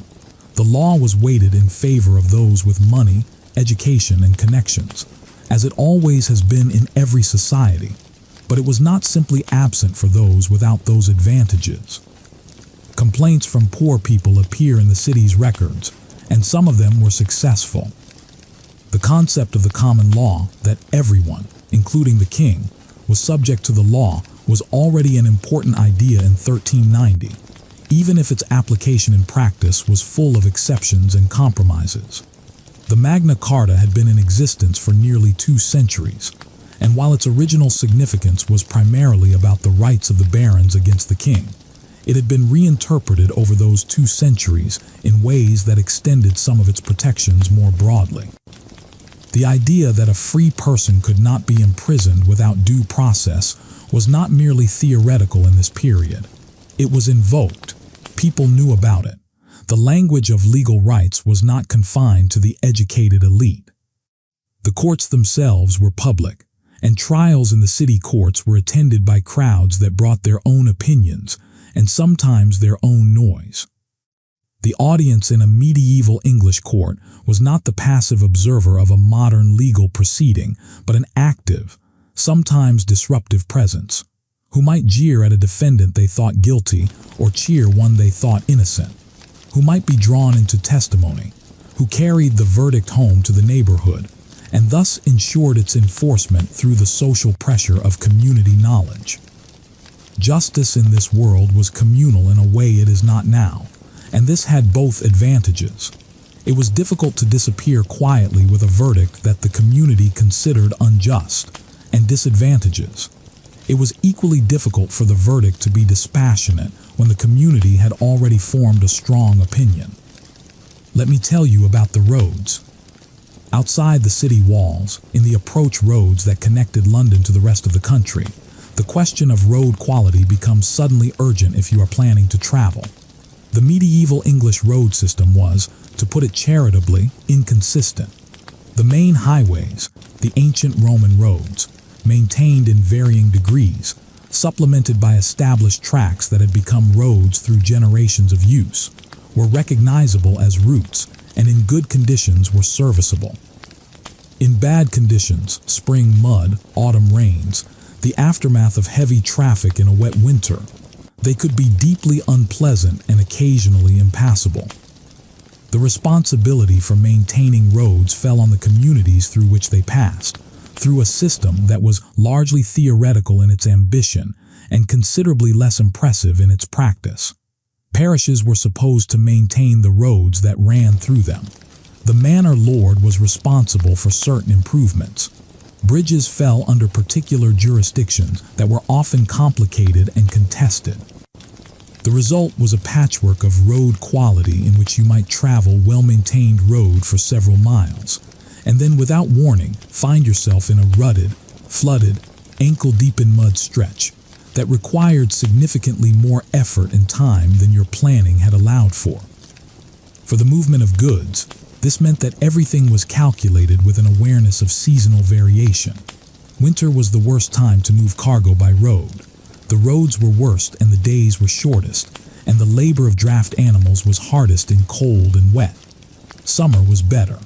But even in summer, a heavily laden cart could break a wheel in a pothole or sink a wheel into soft ground and require hours of difficult work by everyone present to extract it. Carters developed a knowledge of their regular routes that was precise and practical, which sections of road were worst after rain, which bridges were reliable, which alternative routes existed when the main road was compromised. This is why the river was so important. Moving cargo by water was, in many cases, faster and cheaper than moving it by road, especially for bulk goods like grain and wool. The Thames connected London to much of southern England via its tributaries, and the coastal routes along the eastern and southern coasts connected it to the towns of the east and south. A barge could carry several times as much cargo as a cart, and its horse-drawn tow was less affected by weather than a wheeled vehicle on an uncertain road. Water transport was not without its own hazards, floods, sandbanks, the vagaries of wind and tide. But for the movement of heavy goods, it was generally preferred when it was available. The Hospital of St. Bartholomew's, which I mentioned earlier, sits at the edge of Smithfield, just outside the northwest corner of the city walls. It was founded in the 12th century by a royal courtier named Raher, who, according to the account that his house preserved, had a vision of St. Bartholomew while on pilgrimage to Rome. The story has the quality of all foundation legends, polished and purposeful and not necessarily literally accurate. But the hospital itself was real and was, by 1390, a functioning institution with a small staff of Augustinian canons and lay brothers and sisters who cared for the sick, the poor, and the destitute who came to them. The care at St. Bartholomew's was basic by any standard. The wards were large communal rooms, with beds lined along the walls, the beds themselves being straw mattresses on wooden frames, not entirely different from the beds in the households we have been visiting, though perhaps less well-maintained and certainly more frequently occupied by different bodies. The patients were washed, fed. The hospital had its own kitchen and received charitable donations of food, and given what medicines and treatments the canons understood to be beneficial. The medical theory of the day was based on the four humors: blood, phlegm, yellow bile, and black bile. A healthy body was one in which these four humors existed in proper balance. Disease was an imbalance. Treatment was aimed at restoring balance, through bloodletting, which was supposed to reduce excessive blood, through purgatives, which were supposed to clear excessive bile, through dietary changes, which were supposed to moderate the production of the relevant humor, through rest and warmth and the administration of various herbal preparations. Much of this was wrong. Bloodletting probably harmed more patients than it helped, at least for the conditions for which it was typically prescribed. But some of it was not entirely wrong. Rest is therapeutic. Warmth supports recovery from illness. Many of the herbal preparations used in medieval medicine contained active compounds that genuinely did what the medicine claimed they did. Some were analgesic, some were antimicrobial, some were genuinely effective at managing specific symptoms. The medieval apothecary, working from accumulated traditional knowledge about the medicinal properties of plants, was sometimes closer to a modern pharmacist than the gap in scientific understanding would suggest. The charitable infrastructure of medieval London also included the almshouses, small housing complexes, typically funded by the bequest of a wealthy merchant or guild, that provided housing for the elderly poor in exchange for their prayers for the soul of the founder. These institutions, of which there were several dozen in London by the late 14th century, represent one of the most direct expressions of the medieval theology of charity and its practical effects. A merchant who had made his fortune through commerce understood that the church required him to give a portion of his wealth to the poor, partly for the social benefit of the poor and partly, very practically, in the medieval worldview, for the benefit of his own soul in purgatory. The almshouse was an efficient mechanism for fulfilling this obligation. A single substantial bequest established a lasting institution that provided for the poor in perpetuity, while ensuring a stream of prayers for the founder's soul from its grateful residents. Let us think about what a visitor to London in 1390 would have found most surprising. I don't mean a visitor from our present, time traveling back. That is a useful thought experiment, but ultimately limited by the impossibility of the premise. I mean someone from within the medieval world, from elsewhere in England or from the continent, arriving in London for the first time. A traveler from a provincial English town, from York, say, or from Bristol, would have found London both recognizable and overwhelming. The fundamental elements of urban life were the same: the market, the church, the guilds, the streets, the hierarchy of wealth and poverty expressed through dress and address. But the scale was different. The density was different. The pace of a London street was different from anything in any other English city of the period. The diversity of people, the range of goods available, the number of transactions happening simultaneously, the sheer concentrated wealth on display in certain shops, and the concentrated poverty visible in certain alleys. All of this was more intense than the traveler had encountered elsewhere. The visitor from the continent, from the Italian cities, from Bruges or Ghent in the Low Countries, from Paris, might have found London somewhat rougher than what they were accustomed to, less architecturally ambitious, less aesthetically refined in its public spaces and commercial buildings. The great Italian and Flemish cities of the period had begun to invest in civic architecture, guild halls, town halls, market buildings, in ways that expressed civic pride and commercial wealth through stone and carved decoration. London had its Guildhall, an impressive building, though not yet the structure rebuilt in the 15th century, and it had St. Paul's, and it had the Tower, and it had London Bridge.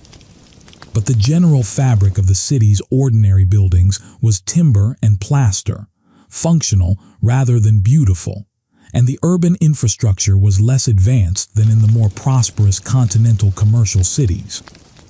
What the continental visitor would have found impressive was the trade.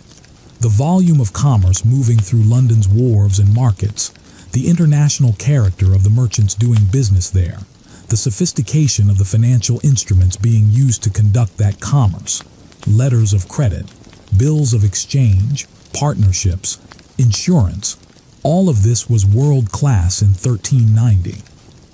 London's wool trade and cloth trade connected it to a European economic network that stretched from the Baltic to the Mediterranean, and the city's merchants understood their place in this network and navigated it with considerable skill. I want to describe a feast day, because feast days were so important to the rhythm of medieval life that to describe the city without them would be to miss something essential. Let us choose the Feast of the Assumption of the Virgin, the 15th of August, one of the major Marian feasts in the Catholic calendar, and a holiday widely observed across the country.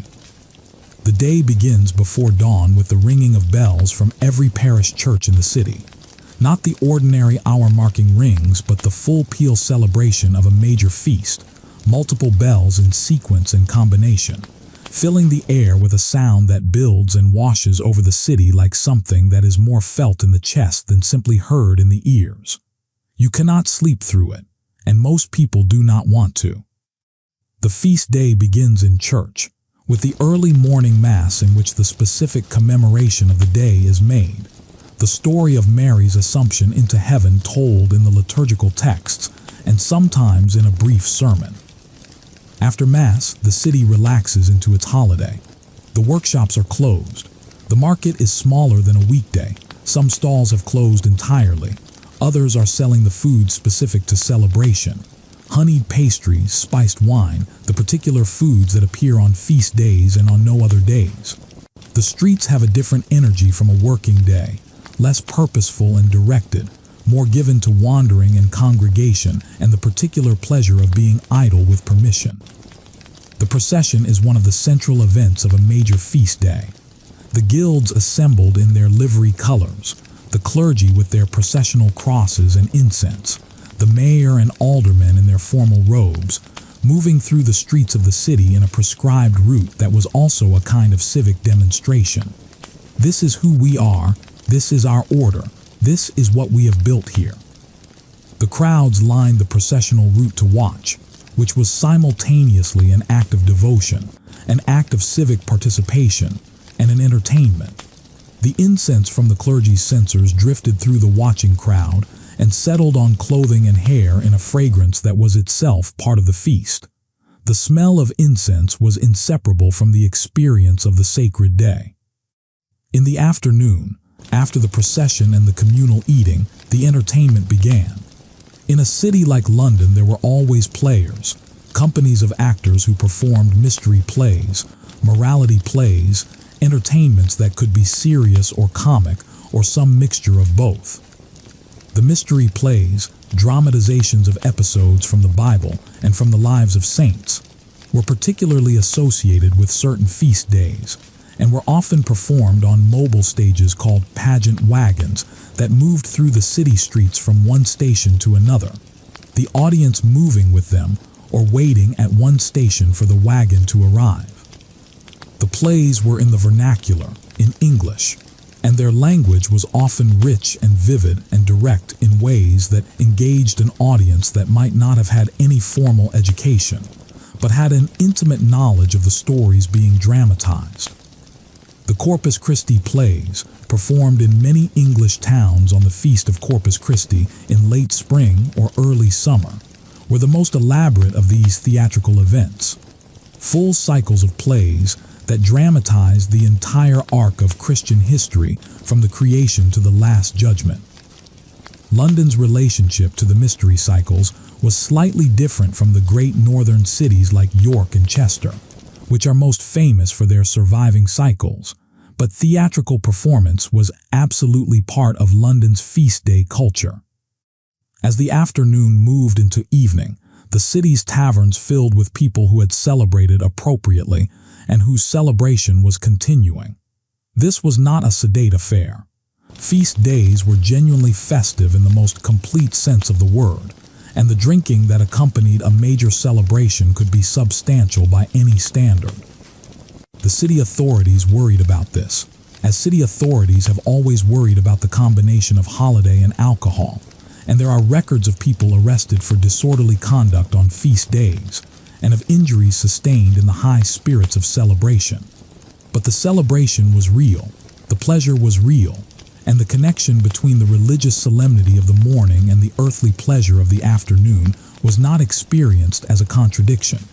Both were part of the feast. Both were legitimate expressions of gratitude for being alive. The political situation of London in 1390 deserves a moment, because the political situation was never simply background in a medieval city. It was foreground. It shaped the conditions of daily life, affected the city's trade, influenced the mood of the population in direct and immediate ways. The reign of Richard II was, in 1390, at something of a high point. Richard had been king since 1377, when he came to the throne at the age of 10, following the death of his grandfather Edward III. His early reign had been dominated by the Regency Council that governed in his name, and his personal rule had begun to assert itself in the 1380s in ways that were sometimes brilliant and sometimes impulsive and sometimes alarming to the great magnates who expected to have a significant say in how the country was governed. In 1381, London had experienced the most dramatic political upheaval of the century. The Peasants' Revolt, A massive uprising that brought tens of thousands of rural workers and some urban participants into London, breached the city, murdered the Archbishop of Canterbury and the treasurer, and created a moment of genuine revolutionary possibility that was suppressed with a mixture of youthful courage on Richard's part.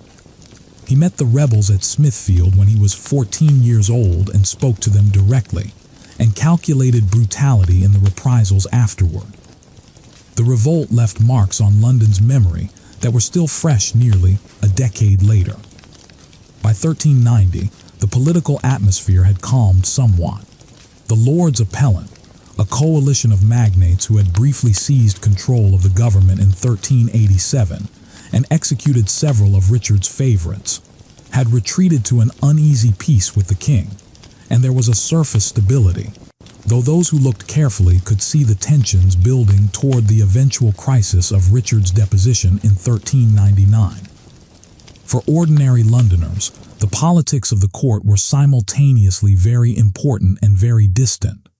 They were important because royal policy affected taxation, affected trade, affected the peace in ways that came down eventually to who was working, and whether the market was good, and whether the roads were safe. They were distant because the mechanisms by which ordinary people participated in national politics were limited. They could petition, they could riot, they could express their opinion loudly enough to be noticed, and occasionally they were. The City of London had its own political voice. It was rich enough and strategically positioned enough to be courted by competing factions. But the ordinary inhabitant of a rented room in the Walbrook ward did not vote, did not attend Parliament, and understood the business of the court primarily through the filter of rumor and proclamation and the occasional dramatic public event. The public events were vivid when they came. The execution of a traitor at the Tower, or at Smithfield, or at Tyburn outside the city walls drew crowds. The arrival of a foreign embassy, with its horses and its colorful livery and its air of international importance, was watched with interest. The great civic feasts at which the mayor entertained the king's representatives, or at which the guilds demonstrated their wealth and importance, were part spectacle and part politics. The relationship between the city and the crown was always being negotiated, and these public events were one of the main arenas in which the negotiation happened. I want to tell you about water. The supply of fresh water was one of the central logistical problems of any medieval city, and London in 1390 had a variety of solutions to it, none of them perfectly satisfactory. The Thames was, as noted, not for drinking. The river received the runoff of a densely inhabited city human waste, industrial waste, the blood and refuse of the slaughterhouses, the dye effluent from workrooms like Edmonds, the general accumulation of everything that could not be thrown anywhere else. And while the tide helped to flush and dilute this pollution, the water was simply not safe to drink untreated. The city's wells were more reliable but not entirely so. The quality of well water depended entirely on what was happening in the soil around the well, and in a city where cesspits were dug wherever there was room, the risk of contamination was real. The public wells were used heavily and maintained with varying degrees of care. The conduits were the most sophisticated part of London's water supply. Systems of pipes, lead pipes, for the most part, that brought water from sources outside the city into cisterns called conduit heads, from which it could be drawn by anyone who came with a vessel. The Great Conduit on Cheapside was one of the city's primary public water sources, and the water carrier, a specific occupation, the person who went to the conduit and filled large wooden containers called tubs and carried them on yokes to households that could pay for the service, was a familiar figure in the streets. The conduit system was not perfect. The pipes leaked, the cisterns needed constant maintenance, and demand often exceeded supply. But it represented a real investment in public infrastructure and gave the city access to a supply of relatively clean water that it would otherwise have lacked. Water for washing and for the animals and for the dyeing vats and for the tanning pits came from wherever you could get it. The Thames, despite its pollution, was used for this industrial and domestic washing, partly because there was no alternative and partly because clean water for these purposes was not a priority in the way that clean water for drinking was. The laundresses who worked along the riverbank, beating and wringing the household linen of wealthy clients, used the Thames water without apparent concern, or at least without alternatives that were better. Let me describe a London morning in winter. It is December. The year is perhaps 1391 now, a year later than where we began. It is early in the morning, perhaps 5 o'clock, perhaps earlier, and the city is still mostly dark.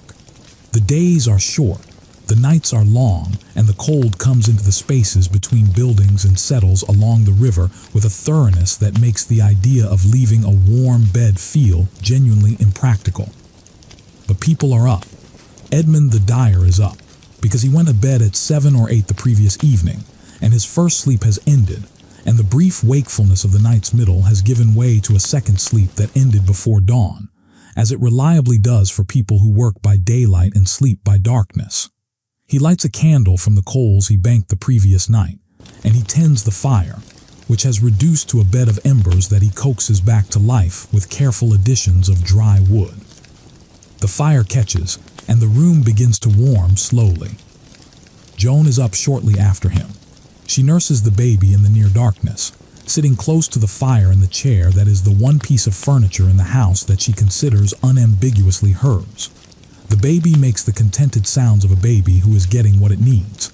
William and Matilda are still asleep, William curled on his side with the determined insensibility of a healthy 8-year-old, Matilda less deeply asleep, stirring occasionally at the sounds of the house coming to life.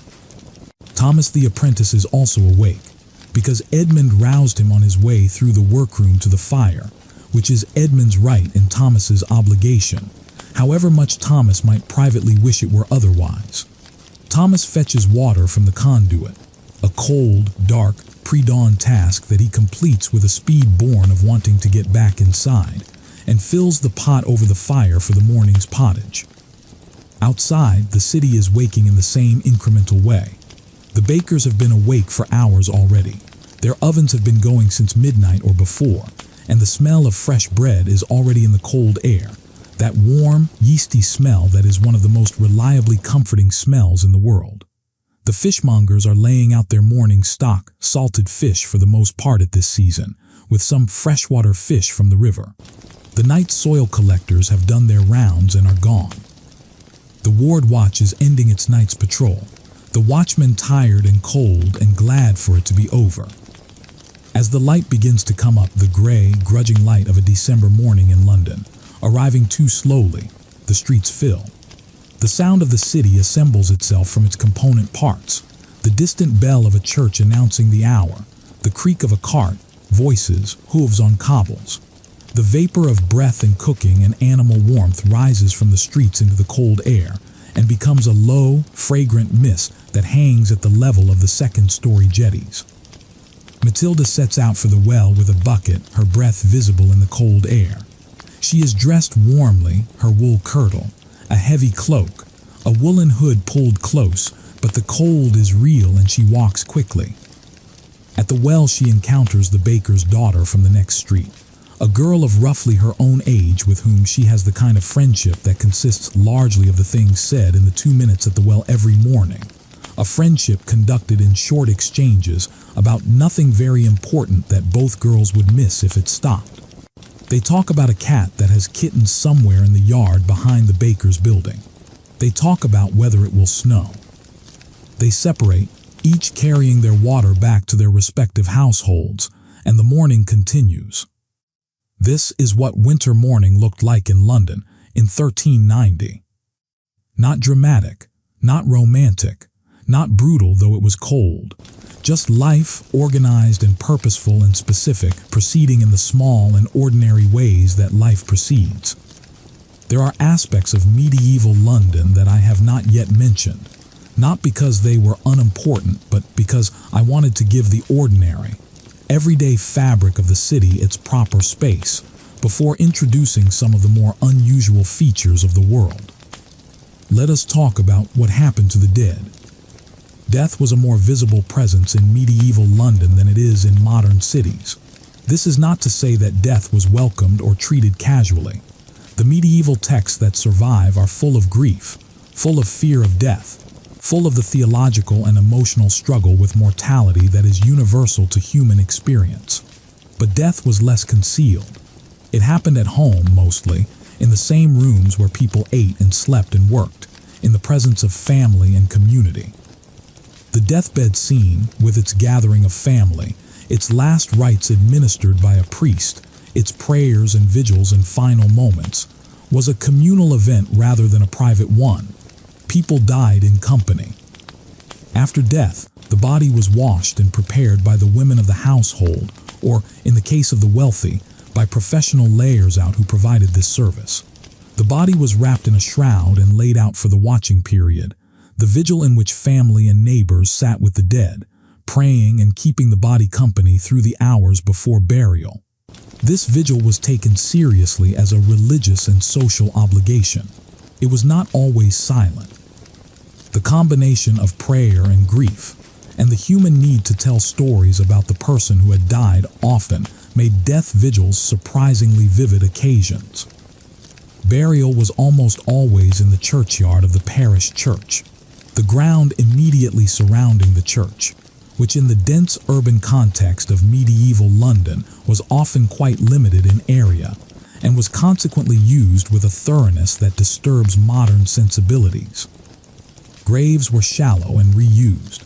Bones from older burials were routinely disturbed and moved to charnel houses, which were small buildings specifically designed to receive the accumulated bones of those whose original graves were needed for new burials.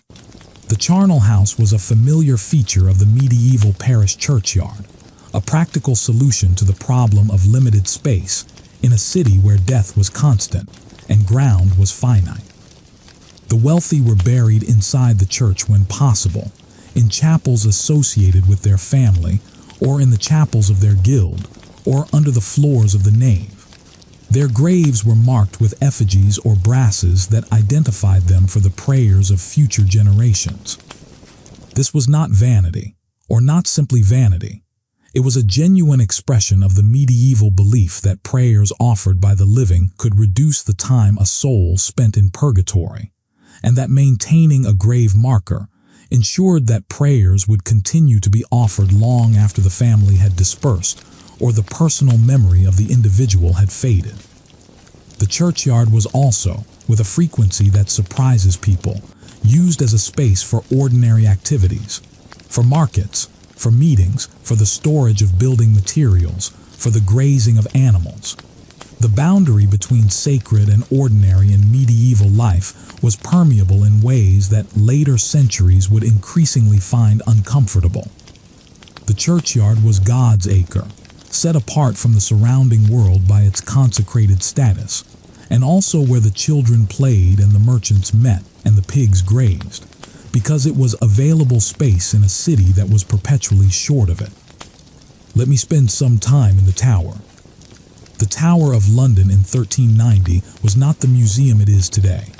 It was a working royal fortress, palace, treasury, and prison, a complex of buildings that had grown organically from the original White Tower begun by William the Conqueror after the Norman Conquest, expanded over the succeeding 3 centuries into an elaborate system of concentric walls, towers, gates, and ancillary buildings that occupied a substantial portion of the southeastern corner of the city. The tower was where the crown jewels were kept, along with a significant portion of the royal treasury in gold and plate and coin.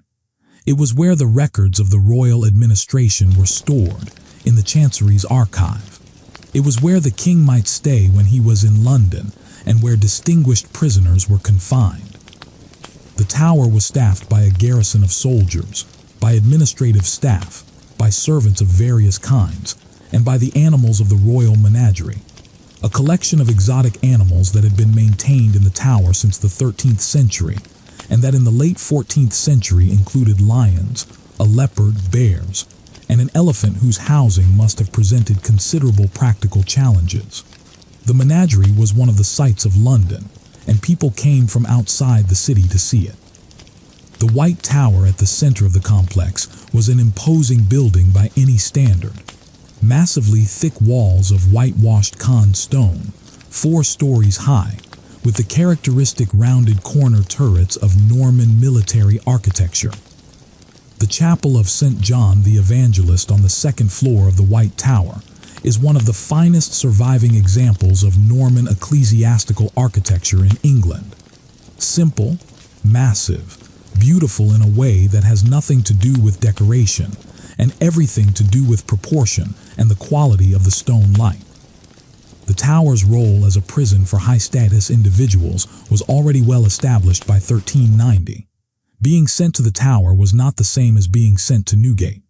Tower prisoners were typically people of rank, nobles, prelates, royal family members in disgrace, whose confinement was comfortable by the standards of medieval imprisonment, which is to say, they had private rooms and access to books and sometimes to garden space, while still being absolutely imprisonment.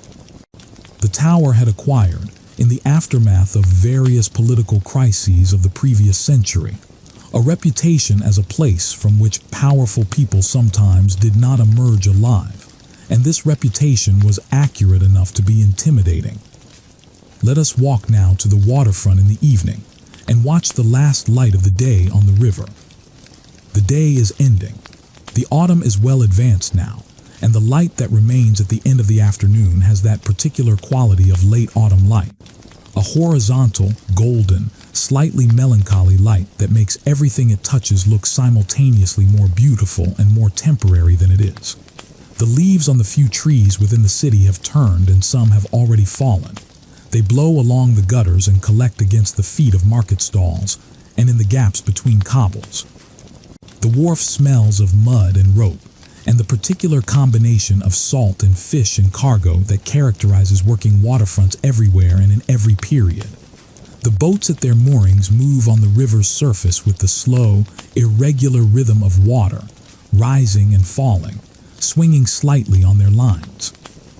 There are men still working on the wharf, loading or unloading by the last of the daylight, hurrying before the failing light makes the work impossible.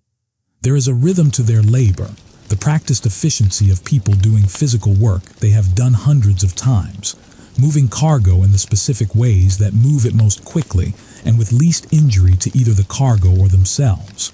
They do not talk much while they work. The work itself is their communication, each body knowing what the others will do next and adjusting accordingly. At the end of one of the wharves, a boy sits with his feet dangling over the edge, watching the river. He is perhaps 10 years old. He is not supposed to be there, probably. The wharves are working places and children without business there are not welcome. But it is late enough in the day that the strictness of that rule has relaxed, and no one is paying him attention.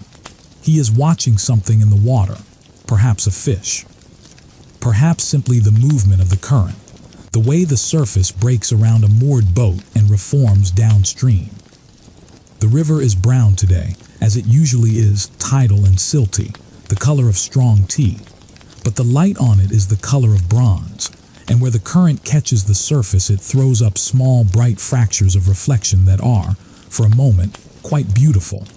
The boy does not have a word for beautiful, or at least not a word he would use to describe a thing he is watching alone by the river with no one to say it to. But he watches it anyway. Behind him, the city is settling into its evening. The bells are ringing vespers. First one church, then another, picking up the hour in sequence across the city, the sound spreading outward from the nearest church like rings on the surface of water. The boy's ears have been hearing this their whole short life. He hears it now without especially listening to it, the way you hear the sound of the city when you have grown up in it, and it has become simply the texture of the world. He stays a little longer by the river. Then he gets up, brushes the back of his worn wool hose with his hand, and walks back toward the city and whatever waits for him there. We have been in this city for a long time now, you and I want to spend a little while in the quieter places before we find our way to sleep. There is a garden, a private garden, behind a house in the parish of St. Andrew by the Wardrobe, not far from Blackfriars. The house belongs to a widow, a woman of perhaps 50, the wife of a mercer who died 3 years ago and left her comfortably provided for, with a house and an income from rented properties and a garden that she has tended as her own project and her own pleasure. The garden in October is past its peak but not yet bare. The herbs are still there, rosemary and sage and thyme, woody and perennial, the kinds of plants that survive the autumn and will be green again in spring. There are the remains of the summer vegetables. The bean plants have been cut down, but their dried stalks are still in the ground. There are late apples on the small apple tree in the corner, not many, but some round and red and beginning to spot. The woman is in the garden in the late morning, as she often is when the weather allows. She is cutting rosemary, filling a small basket with the tough-stemmed sprigs that she will hang to dry in the kitchen and use through the winter. The smell of rosemary, sharp and resinous, rises from the cut stems with a clarity that makes the autumn air suddenly feel much more present. She is not in any hurry. There is no particular reason to be in a hurry. She has a maid who manages the house and a cook who manages the kitchen, and her days have a pleasant spaciousness to them that she is neither guilty about nor entirely comfortable with. She was busy for 30 years, managing a household and a business and bearing children and running a life that required constant active effort, and the adjustment to this quieter existence is still in progress. She cuts the rosemary slowly, handling the woody stems carefully, and she thinks about her dead husband, not with acute grief now, but with a kind of steady awareness of his absence that is the texture of widowhood rather than the sharp pain of immediate loss. She thinks about her daughter, who is married now and in the country, and whom she sees twice a year when her son-in-law's business brings the family to London. She thinks about a letter she received yesterday from a friend in another parish, and a visit she must make this week to a woman who was recently widowed, and who will be sitting in the same quiet garden she herself occupied 3 years ago, learning what it is to be alone. The birds in the garden are mostly gone. The summer migrants have left, and the winter visitors have not yet arrived in number. There are sparrows in the rosemary hedge, and a robin that has established its autumn territory in the apple tree, and regards her presence in the garden with the specific proprietary suspicion that robins bring to the examination of anyone sharing their space. The autumn sun is warm enough to stand in, though it lacks the strength to warm anything that is in shadow. She moves through the garden in the sun, following the rosemary, and the day is quiet around her. This is what peace looked like in medieval London. Not the peace of absence. The city is all around her. Its sounds coming over the garden wall, its smells mingling with the rosemary and the apple smell. Not the peace of remoteness, but the peace of someone who has found a specific corner of the world that is hers, where the scale of life is manageable, and the beauty is real and immediate, and the moment does not demand anything of her beyond being present in it. I am going to slow down now, because the hour is getting on, and I suspect some of you are already very close to sleep, and that is entirely as it should be. We have walked a long way tonight. We have been through the city gates and down Cheapside and to the river and back. We have sat in Edmund's Hall while Joan mended by firelight. We have watched the boy on the wharf. We have stood in the widow's garden with the rosemary in our hands. We have met a city that was loud and dirty and alive, and full of people who loved each other and feared God and worked hard and worried about money and celebrated feast days and made things with their hands and tried to keep their children safe and sometimes succeeded and sometimes did not. There is one more thing I want to tell you before we settle into the final quieter stretch of the evening. In the year 1390, there was a man working in the city, not in London technically, but in the vicinity, serving in the royal customs as a civil servant while writing in his spare time, who is one of the reasons we know so much about this world. You know his name, Geoffrey Chaucer. He had been writing for years by this point. His great work, the Canterbury Tales, was underway. He had already written Troilus and Chryside, The Knight's Tale, the Book of the Duchess. He was in his late 40s or early 50s, old by the standards of a world where that was genuinely old, and he had a lifetime of observation stored behind his quietly watchful eyes. The Canterbury Tales, for those who have not encountered them, are a collection of stories framed by the fiction of a group of pilgrims traveling together from London to the shrine of St. Thomas Becket at Canterbury. The narrator is the first of Chaucer's narrative personae, a mild, slightly ironic observer who seems to find everyone he meets interesting in one way or another. The pilgrims themselves are a cross-section of medieval English society. A knight, a prioress, a merchant, a clerk, a cook, a wife from Bath who has been married 5 times and has opinions about marriage, a pardoner of dubious honesty, a miller who tells extremely bawdy stories, a gentle knight's son who wants to be a poet, a doctor, a lawyer, a monk who prefers hunting to prayer. These are not idealized figures. They are complicated, recognizable, flawed, funny, occasionally moving. The Wife of Bath's prologue, in which she argues at length for the legitimacy of female authority in marriage based on her extensive personal experience of it, is one of the most vivid, funny, and unexpectedly moving things in all of English literature. The Knight's Tale is a formal, elegant, melancholy exploration of fate and love, and the gods' indifference to human desire. The Miller's Tale is a glorious, gleefully obscene piece of comic storytelling that suggests, among other things, that the people of medieval England found the same things funny that people have always found funny. Chaucer is our most direct connection to the sound of this world. Reading him in the original, not in translation, but in the Middle English he actually wrote, however difficult it takes some effort to follow, you are hearing something very close to the actual voice of the late 14th century. The rhythms of his sentences are the rhythms of the spoken language. The jokes land the way they land because the human appreciation of timing and absurdity has not changed. The tenderness in the less noticed moments, the small observations about the way a particular character walks, or the precise quality of a spring morning, or the feeling of grief in its ordinary daily form, is as immediate as anything written this morning. He was alive in the same city we have been walking through tonight. He would have known these streets. He would have recognized Edmund the dyer and Matilda at the well and the widow in her autumn garden and the boy on the wharf. They were his people. He was one of them. Let me describe the night sky over London in 1390. There was no electric light, none at all. The light that fell on the city after dark came from the moon when it was present, from the stars when the clouds permitted, and from the man-made fires and candles and torches in the buildings and streets. This last source was not trivial.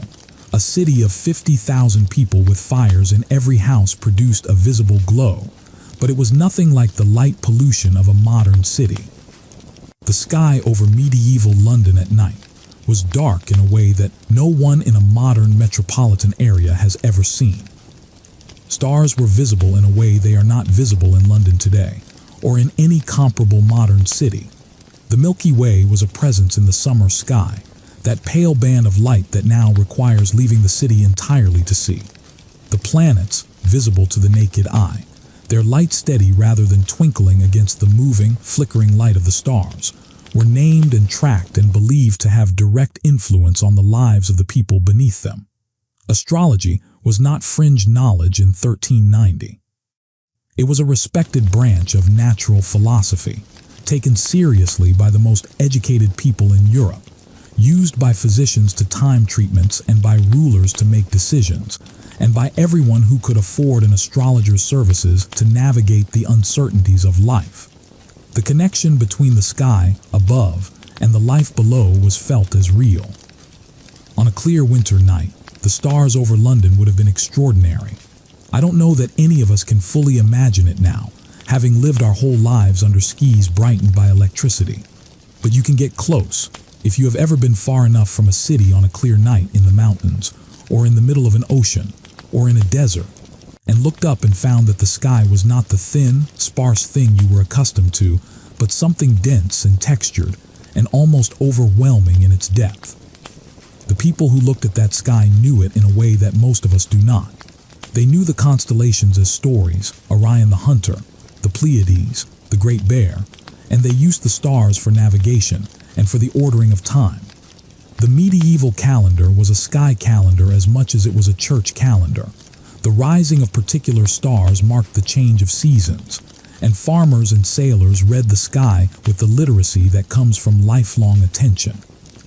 I think about that sometimes, the knowledge that is lost when a source of illumination is added to the world. We gained so much from electric light, things of enormous value, but we did lose something too. The intimate knowledge of the sky that comes from needing it, from living under it, from it being the only light you had once the fire went down. As I said, the hour is getting on. Many of you are already settling into sleep, and that is exactly where I want you. Let the city move a little further away. Let Edmund's household settle into its quiet. Let Joan's mending lie in her lap as she nods by the fire. Let Thomas sleep on his straw mattress in the workroom, dreaming of Essex, of his father's farm, of the dog that used to follow him through the fields, and who will have forgotten him by now, probably, though that thought still catches in his throat a little when it comes to him in the night. Let the city outside go quiet around all of them. The curfew has rung. The watch is walking its slow round through the streets. The river is doing what the river always does, indifferent and patient and necessary. The fires are banked. The animals are stabled. The bells, for now, are quiet. The stars above the smoke haze of the city are enormous and cold and permanent. Somewhere in a workshop on a side street off Cheapside, a craftsman has left a tool on his workbench that he will not remember leaving there until he comes to work tomorrow morning and finds it in the wrong place, where it will remind him of exactly where he was and what he was thinking when he put it down. Somewhere in a parish church, a candle is still burning before a statue of the Virgin.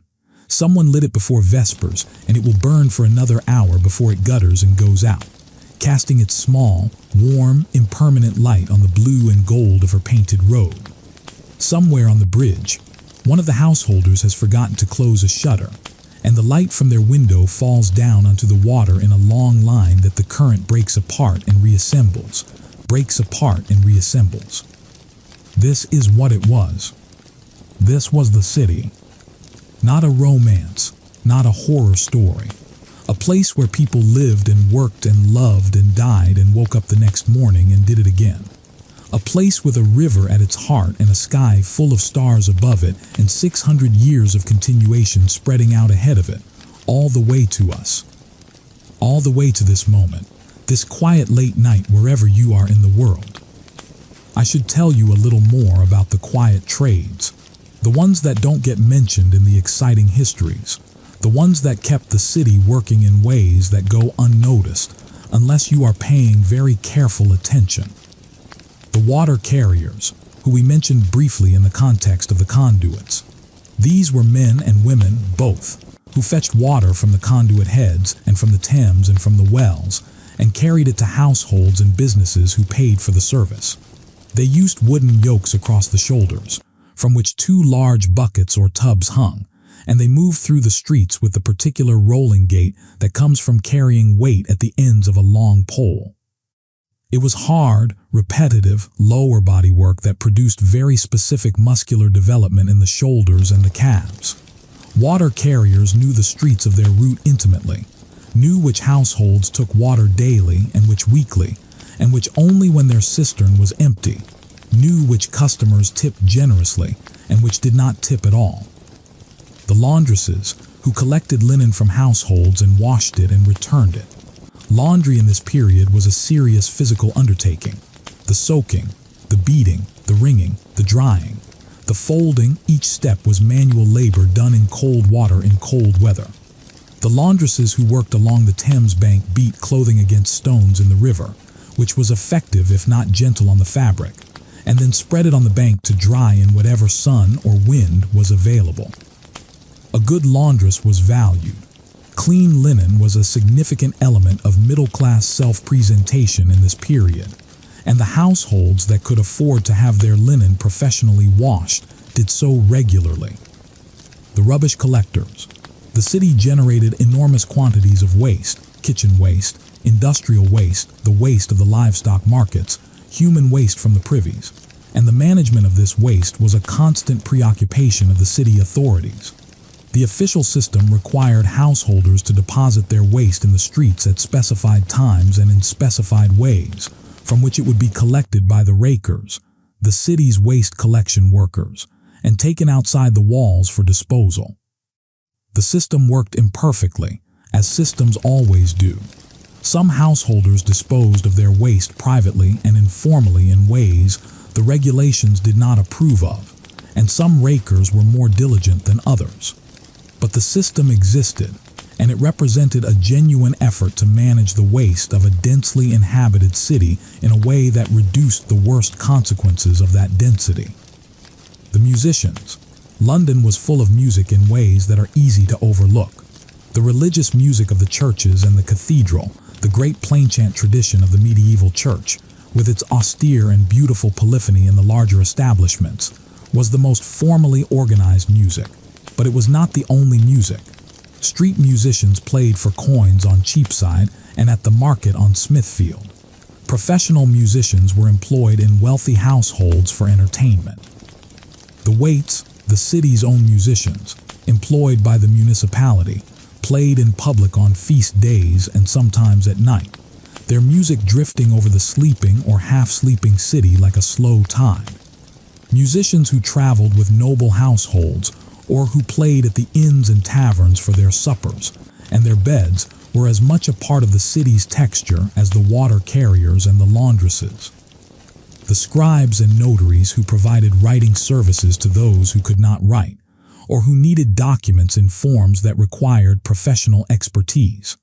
In a world of limited literacy, though London's literacy rate was higher than the countryside's, and the literacy of the merchant class was functional and widespread, the ability to produce or interpret a written document was a marketable skill.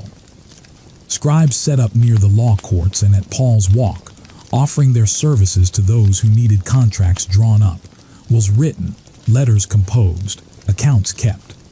They occupied a specific niche in the social fabric, literate in a world where literacy was not universal, technically skilled in ways that were neither the elevated learning of the clergy nor the manual skill of the craftsman. There is something to be said about the night itself, as a presence in medieval London. Without electric light, without the ambient glow of screens and street lamps, the night in a medieval city was genuinely dark in a way that modern urban experience does not offer. After the sun went down and the last fires and candles were banked and extinguished, the streets of London were dark. Not absolutely dark, moonlight, starlight, the occasional late burning window, the lantern of a watchman doing his round, but dark enough that moving through them required either familiarity with the route or a light of your own. The rules about lights after curfew were specific. Anyone out after dark was supposed to carry a lantern. This was both a safety measure, it made you visible to the watch, and reduced the chance of being accused of skulking, and a practical necessity. Without it, the risk of stumbling into an obstacle or falling into an unguarded cellar entrance was real. The streets of medieval London were not smooth, continuous surfaces. They had gaps and holes, and the occasional unlicensed excavation dug by someone who was supposed to have gotten permission and hadn't, and navigating them in the dark without a light required either exceptional local knowledge or exceptional luck. The darkness of the medieval night was inhabited, though, not just by the watch and the wayfarers and the night soil collectors, but by the imagination. The theology of the period invested the darkness with presences, the spirits of the dead, who were thought to be more active between dusk and dawn, demons, who found the darkness congenial, the ambient supernatural that populated every corner of the medieval imagination with a density that modern materialism has largely cleared away. Whether people genuinely feared these presences in a rational, literal sense, or whether the darkness-dwelling supernatural was more of a cultural way of narrating the anxiety that darkness produces, the body's evolutionary wariness of a time when it cannot see its threats, is a question that the historical sources do not allow us to answer definitively. What is clear is that the night was a time when the social rules changed. The curfew was real. The watch was real. The darkness made anonymity easier and scrutiny harder, and the things that required anonymity, the crimes, the illicit meetings, the conversations that could not happen by daylight, moved into the night as a matter of practical necessity. The night was not simply the absence of the day. It was a different social space with its own rules and its own population. But the night was also, for many people, simply the time when you slept. The medieval conception of sleep, as we noted, involved that first sleep and second sleep pattern, the waking interval in the middle of the night that was private and quiet and intimate, the prayers that were said at that hour, the thoughts that came in the darkness that did not come in the busy light of the day. The middle of the night was, for many medieval people, the most private time of their lives, more private than any other hour, more given to the interior landscape of thought and feeling and prayer and memory. There is something almost peaceful in imagining that.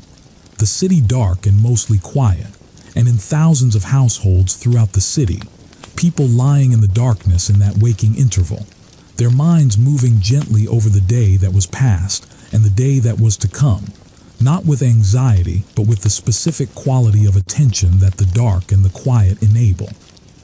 We are coming toward the end now. Not of the night still has hours in it, but of our journey through this particular city in this particular time.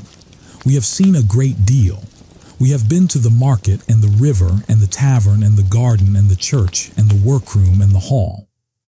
We have met people who were making their lives in a world very different from ours in its materials and its customs and its beliefs, but not so different in its essential human texture.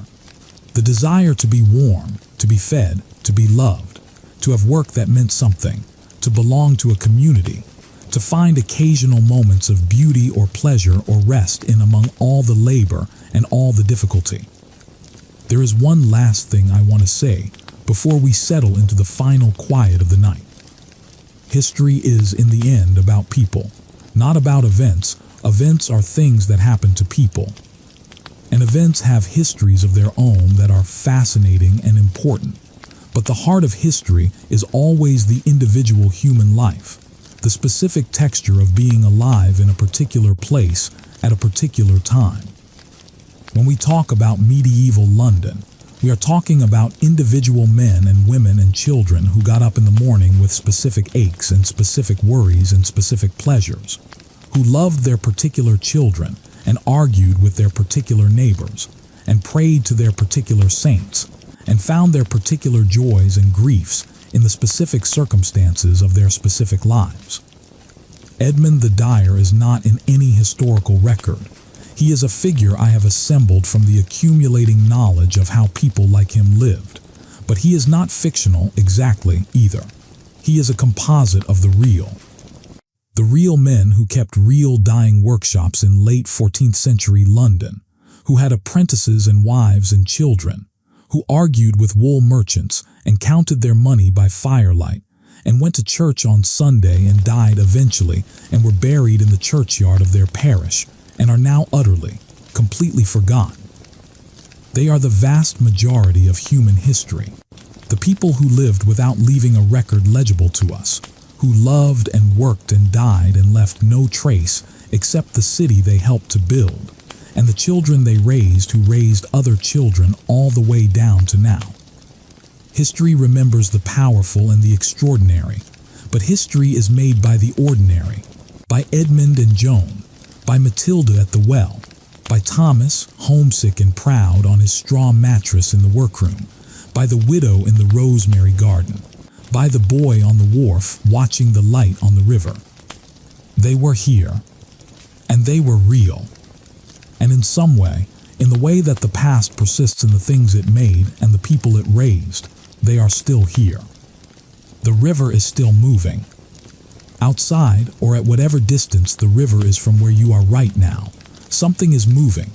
Water, or wind, or the slow turn of the planet carrying you through the night. Some constant and indifferent force that was there before you and will be there after you, the same way the Thames was there before London and will be there after it in whatever form comes next. This is not a frightening thought, or it does not need to be.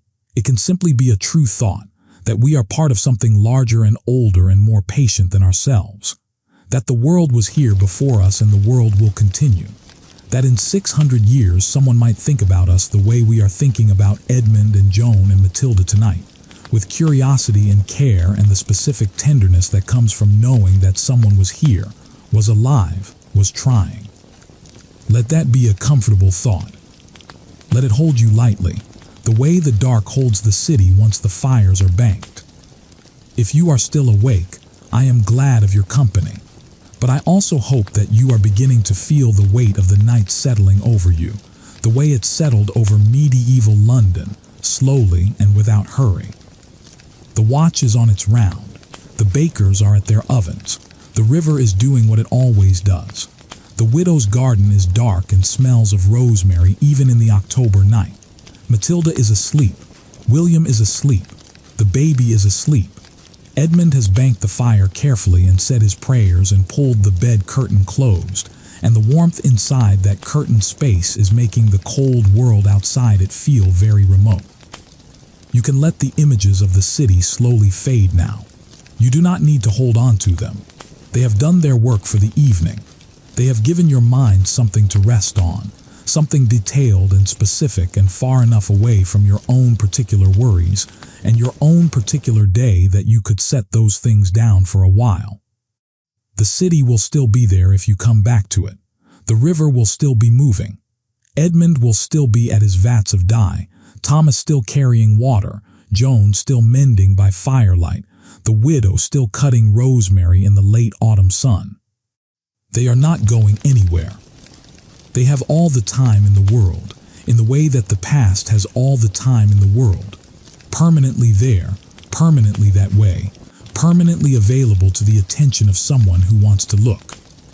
You do not need to do anything right now. You do not need to solve anything or plan anything or remember anything or decide anything. Whatever came before this is done for now. Whatever comes tomorrow can wait until tomorrow. You are here, and the night is long, and there is nothing that requires you except sleep. Let your breath slow a little. Let your hands relax, whichever surface they are resting on. Let the sounds around you, whatever they are, whatever city or town or countryside surrounds you right now, become background, the way the bells of medieval London became background to the people who heard them every day. They are simply there. They are simply the sound of the world going about its business. You don't need to listen to them. Somewhere out there tonight, there are other people doing exactly what you are doing, settling into sleep, letting the day release them, coming to the end of their particular journey through their particular hours and finding their way to rest. In Manila and Manchester and Ohio and Delhi and Sao Paulo and Cape Town and all the thousands of places between, people settling, people breathing, people letting go of the day. You are in good company. The city of medieval London eventually faded, and what replaced it was still London, still recognizable, carrying the bones of the earlier city beneath its newer skin. The street plan that was laid down by the organic growth of medieval commerce persists in the modern city of London more than is sometimes realized. Cheapside is still there, roughly where it was. Bishopsgate is still there. The river is still there. The bridge is different, but there is a bridge. The churches that survived the Great Fire of 1666 still stand. Some of them, small and ancient and surprisingly moving in their survival among the towers of modern finance. And the people are long gone. Edmund and Joan and Matilda and Thomas, the widow with her rosemary, the boy on the wharf, the water carriers with their yokes, the fishmongers at Billingsgate with their cold, salt-smelling hands, the bakers who got up before dawn, the monks who sang matins in the dark. They lived and they were real, and now they are part of the past that made the present possible. The long, unbroken chain of ordinary human lives that leads from wherever it began to wherever we are now. Thank you for following that chain with me tonight. Thank you for coming to London, to the river, to Edmund's Hall, to the widow's garden, to the boy on the wharf watching the light on the water. If you are still with me, if your eyes are still open or half open, or if your mind is still following the thread of this story even as your body begins to find its rest, then I am glad of it. Take whatever remains of this evening and let it be quiet. Let the images settle into the background of your awareness, the way images do when sleep is close. The smoke of the city, the river smell, the sound of the bells, all of it softening now.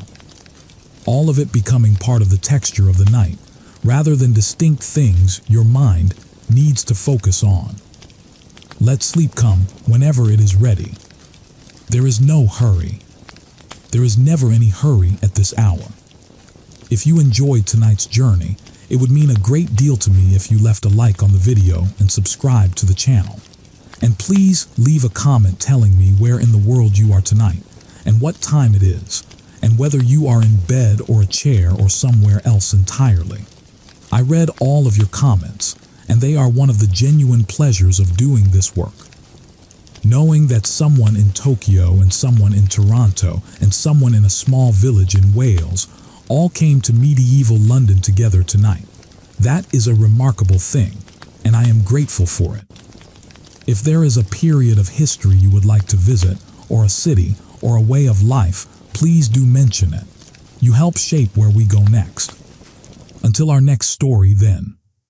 Until the next quiet evening, when we will find another time and another place, and another collection of ordinary lives worth sitting with for a while. If you are still awake, I hope you are feeling a little more at peace than when we began. I hope the city was good company.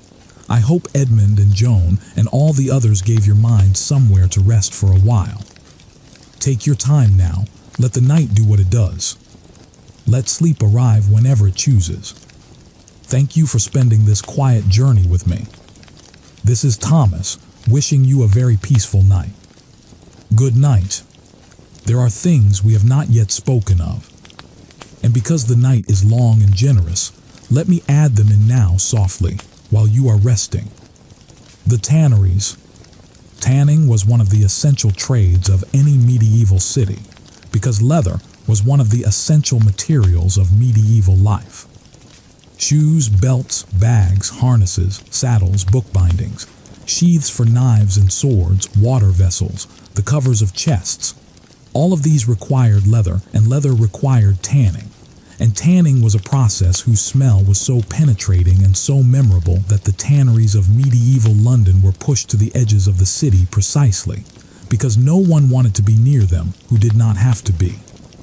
The tanning of leather involved soaking hides, most commonly cattle hides, but also pig and sheep and occasionally deer, in a sequence of liquids. First water to soften and clean them, then a solution of lime which loosened the hair from the skin, then the tannin itself, derived from crushed oak bark, in which the hides were immersed for months at a time, slowly absorbing the tanning compounds that would transform the perishable raw hide into lasting leather. The whole process, from fresh hide to finished leather, could take more than a year for the thickest sole leather. The smell of a tannery was the smell of decomposing organic matter held in a specific chemical suspension. It was not a pleasant smell by any modern standard, and it was also not easily washed off. The workers in the tanneries, the tanners, the couriers who finished the leather after tanning, carried the smell with them in a way that identified them immediately in any social gathering. Their social status was consequently constrained, as the social status of those who did dirty and smelling necessary work has always tended to be, though there were successful master tanners who made good livings from the trade and accumulated modest wealth. The tanneries of medieval London clustered primarily south of the river in Southwark, and in the area around Bermondsey, and along the Fleet River to the west of the city. The Fleet being a small tributary of the Thames that ran through what is now the area around Farringdon and Blackfriars, and that served as a convenient disposal route for the tannery's effluent, which contributed significantly to its reputation as one of the most malodorous waterways in the city. Residents along the fleet complained regularly about the smell and the pollution, and the city authorities issued periodic injunctions against particularly egregious dumping, with the limited success that characterizes civic regulation of industrial pollution in every era. The cordwainers, the shoemakers, who used the finished leather, were in a different trade guild entirely from the tanners, and the two groups had a relationship that was economically dependent and socially distanced. The cordwainer's shop was clean and skilled, and produced objects of visible beauty and utility. The tannery that made the leather possible was neither clean nor beautiful. This division between the visible craft and the invisible, necessary, unpleasant preliminary process is one of the recurring patterns of medieval industry. Let me tell you about the inns. If you were arriving in London in 1390 for the first time, without a private household to receive you, you would need an inn. The inns of medieval London were clustered along the main approach roads and near the city gates, positioned precisely to intercept travelers arriving from various directions who needed somewhere to stay the night before completing their journey into the city or continuing beyond it. The medieval inn was a substantial building, typically arranged around a courtyard. The courtyard was not ornamental. It was the working center of the inn, where horses were stabled and coaches and carts pulled in, and travelers dismounted, and the various commercial transactions of the trade were conducted. Around the courtyard on the upper floors were the guest rooms, which ranged from private chambers for the wealthy down through shared rooms and shared beds for those of more modest means. Sharing a bed with strangers was entirely normal in the medieval inn. You shared with whoever the innkeeper assigned you, and the etiquette of shared sleeping involved a certain deliberate neutrality about the presence of another person you did not know, a mutual agreement to occupy your side of the bed and make no demands on the other occupant's space or privacy. The inn's common room, the hall on the ground floor, served as the dining room and the social space where all guests mingled, eating the inn's food, drinking the inn's ale, and conducting the informal social exchange that was one of the genuine pleasures of travel. Travelers shared news, which in the absence of any faster communication was one of the primary ways that information moved around the country. A traveler from the north who had been on the road for a week carried news of what he had passed through. A traveler from the south had different news. The overlap of these accounts in the inn's common room was a real information exchange. Rumors mixed with facts and got sorted out over the course of the evening, imperfectly, in the way that information has always been sorted in informal social settings. The innkeeper in this period was subject to specific legal obligations regarding the safety and security of guests' property. The common law recognized a form of strict liability for innkeepers. They were legally responsible for the loss of a guest's property through theft or other means, while the property was in their care, and this rule, while imperfect in its enforcement, reflected the genuine importance of the inn as a place where travelers had no choice but to leave themselves temporarily vulnerable to the honesty or dishonesty of those around them. The trustworthiness of a good innkeeper was a serious commercial asset. A reputation for honest dealing brought repeat customers and recommendations. A reputation for theft or dishonesty could be commercially fatal in a world where reputation traveled on the same roads as the travelers.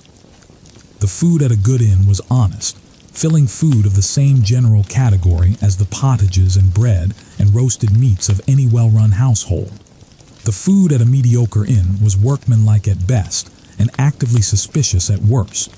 The roasted meats that were the pride of the best cookshops in the city were available at the best inns in similar form. The bread was the same bread available from the bakers of the city. The ale was either brewed in-house or purchased from local alewives. The wine, if the inn served it, was imported, and its quality was a significant marker of the inn's aspirations and its customer base.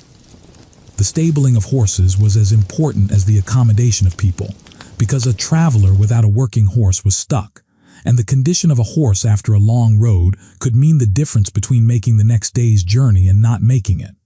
The innkeeper's stable staff, the ostlers, were responsible for the horse's care, watering, feeding, grooming, checking for lameness or sores, or the dozen other things that could go wrong with a working horse on a long road. A good ostler was valued by the travelers who depended on their horse's well-being. A negligent one could cause significant losses, because a horse was an expensive asset whose replacement was a substantial financial setback. What about education? Schools of medieval London were varied in their type, their quality, and who they served. There was no universal public education in this period.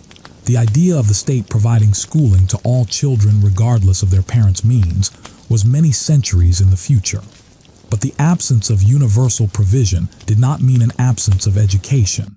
It meant that education was distributed unevenly and accessed by different means depending on who you were and what your family could afford or arrange. At the top of the educational hierarchy were the institutions attached to the great churches. The cathedral school at St. Paul's, which trained boys in grammar, and the liberal arts in preparation for careers in the church or in royal administration, and the schools attached to the major religious houses, which served similar functions for the sons of those who could place them there. These schools taught in Latin. The curriculum was based on the traditional trivium, grammar, rhetoric, logic, and for advanced students the quadrivium, arithmetic, geometry, music, astronomy. Boys who went through this system and did well could proceed to the universities at Oxford or Cambridge, where the curriculum was more advanced, and the qualification produced was the gateway to careers in law, medicine, theology, and the increasingly professionalized royal administration. Below this level there were the grammar schools, which taught reading, writing, and basic Latin to children whose families could pay the schoolmaster's fees. These were small operations, often a single master with a single room, teaching children of various ages simultaneously in a method that we would find both familiar and strange. The familiar parts, children sitting and being taught, being tested, being praised or corrected. The strange parts, the physical discipline, which was routine and could be severe, the teaching almost entirely by rote, with the expectation that material would be memorized rather than understood. The use of Latin as the medium of instruction even for basic literacy. For the children of artisans and laborers and the urban poor, formal schooling was not available in any reliable form, but this does not mean they were illiterate in the strict sense. Practical literacy, the ability to read a simple sign, to recognize your name, to make a mark that stood for your signature, was more widespread than the absence of formal schooling might suggest, particularly in a commercial city like London, where the ability to read was genuinely useful for trade. Women's literacy is harder to document but was certainly present, particularly among the families of merchants and craftsmen, where the ability to keep accounts or to correspond was practically useful. The clergy were the most formally educated group in the city, and the range of their education was as great as the range of the clergy itself, from the parish priest who had learned just enough Latin to say Mass and administer the sacraments, to the cathedral canon or friar who had spent years at Oxford or Cambridge and was fluent in Latin, versed in theology and philosophy, and capable of producing learned writing in both Latin and the vernacular. The divide between these two extremes within the same estate was enormous, and the resentments and condescensions it produced were a regular feature of medieval English culture, visible in everything from Chaucer's characterizations of various clerical types to the reforming complaints of John Wycliffe. Wycliffe, I should mention, was still alive in 1380, though he died in 1384, and his followers, the Lollards, were a presence in London in 1390 that was important enough to be controversial and dangerous enough to be persecuted, though the full weight of persecution had not yet arrived. Wycliffe's critique of the institutional church, his insistence on Scripture as the primary authority for Christian belief and practice, his arguments for the translation of the Bible into English so that ordinary people could read it themselves. These ideas circulated through London and through the country in ways that the church authorities found deeply threatening. The Lollards who were tried and condemned in the years around 1400 were in many cases ordinary Londoners, tradespeople, craftspeople, people who had heard a sermon or read a copied text and found in it something that seemed true and important and worth risking something for.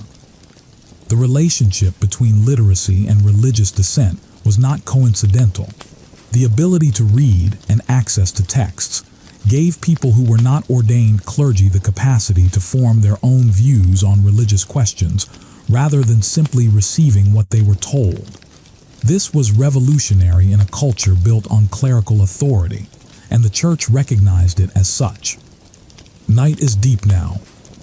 I am aware that I have been talking for a long time, and that the city has been alive around us for hours, and that you have probably drifted in and out of sleep several times, which is exactly how these evenings are meant to work. Let me bring you a few last images, slow and quiet, to carry you the rest of the way. A lamplighter working his way down a street near Cheapside in the late afternoon before the curfew. He has a long pole with a flame at the end, and he moves from one street lantern to the next with practiced efficiency, touching the flame to the wick, moving on. Each lantern catches and holds a small, warm circle of light in the growing dusk. By the time he reaches the end of the street and turns back, the lanterns he lit first are burning steadily, and the street has a different quality to it. Not bright, never bright, but inhabited in the darkness in a way it was not 5 minutes ago. An old priest, sitting in the confessional in the cool interior of a small parish church, waiting for the last penitent of the afternoon. He has been hearing confession since morning, receiving the small and medium and occasionally large troubles of his parish's conscience with the steady patience that is both his vocation and his particular character. He is tired in the way that very familiar work makes you tired, with a tiredness that is also a kind of contentment. The church is quiet. There is the smell of candle wax and old stone and something floral lilies, brought last week for the feast day and now past their best but still present in the corner of the chancel. He folds his hands and waits. A merchant's wife, walking home from the market in the autumn afternoon, her basket full, bread and a bunch of turnips and a piece of salted pork and a small bunch of late herbs from the herb cellar near the corner of Poultry Street. She walks quickly, not from anxiety, but from the practiced efficiency of someone who has a dinner to prepare and knows exactly how long it will take and has calculated accordingly. As she turns into her street, she almost collides with a dog, a large brown dog with a barrel chest and a general air of purposeful wandering, who sidesteps her neatly and continues on its own business. She watches it go with an expression that is very close to a smile, then continues home. 2 apprentices, sitting on a low wall at the edge of Smithfield in the early evening, talking. Their masters think they are on errands. They are not exactly on errands. They are doing the thing that young people in every century do in the brief spaces that work and obligation leave them, sitting somewhere and talking, and for a little while not being anyone's apprentice or anyone's errand runner or anyone's responsibility, just themselves, just here, just talking. These are the people. This is the city. This was the world 600 years ago, not so different and not so the same. People making their lives in the time and place they were given, doing it badly sometimes and well sometimes and most of the time somewhere in between, which is all that any of us do in any time in any place. The city goes on doing what cities do, building and burning and rebuilding, filling with people and emptying and filling again, changing everything on the surface and keeping the same shape underneath, the same river, the same slope of land from the high ground to the water, the same deep human need to be in a place where other people are, to be part of the noise and the commerce and the difficulty and the occasional unexpected beauty of urban life. You can rest now. Everything in this city is still moving, as it has always moved, as it will always move. You do not need to keep watch. You can let the city carry on without you for a while. Let the river carry its own weight. Let the bells ring their hours without you needing to count them. Let the watch make its rounds. Let the fires of the bakeries burn through toward dawn. You have nothing to do except be here, warm and still, and let the long dark hours of the night do their work. I want to say one more thing, and then I will let you go. There is a line from a medieval poet, not Chaucer, someone quieter, that I have been carrying around in my mind while we have been talking tonight, though I have not until now found the right moment to offer it. It goes, in a modern rendering, something like this: the world is so full, and the heart so small. I think about that a lot. The world is so full, of history of people, of the layered complexity of all these lives lived, and all these things made and felt and thought. So much of it never written down. So much of it recoverable only in fragments, in the archaeology of objects and the archaeology of language, in the faint traces that the ordinary and the forgotten leave behind them. A button in the mud of the Thames foreshore, corroded and small, that once held someone's coat closed on a winter morning. A foundation wall in the basement of a building in the city, the stone still marked by the tool that cut it 6 centuries ago. A phrase in a court record that gives us, almost accidentally, a glimpse of what someone said in anger or in grief on a specific afternoon that is now more distant from us than we can comfortably think about. And the heart so small. Not small in the sense of inadequate. The heart is not inadequate. It is immense in its capacity, but small in the sense of finite, of being one heart in one life in one time, unable to hold all of it at once, doing its best with what it can reach. I think what the poet was saying, what I take from it anyway, is not despair but something more like awe. The world is so full and the heart is so small, and yet the heart keeps trying, keeps reaching toward all of it, keeps finding these particular details, a button in the mud, a door in a wall, the light on the river at dusk, and holding them for a moment, which is all the holding we can do. That is what we have been doing tonight, holding the city for a moment. Edmund and Joan, the river, the bells, the rosemary. And now gently we can put it down. If you are still awake, I hope you are feeling a little more peaceful than when we began. Take your time, relax, and let sleep arrive whenever it chooses. Thank you for spending this quiet journey with me. Good night.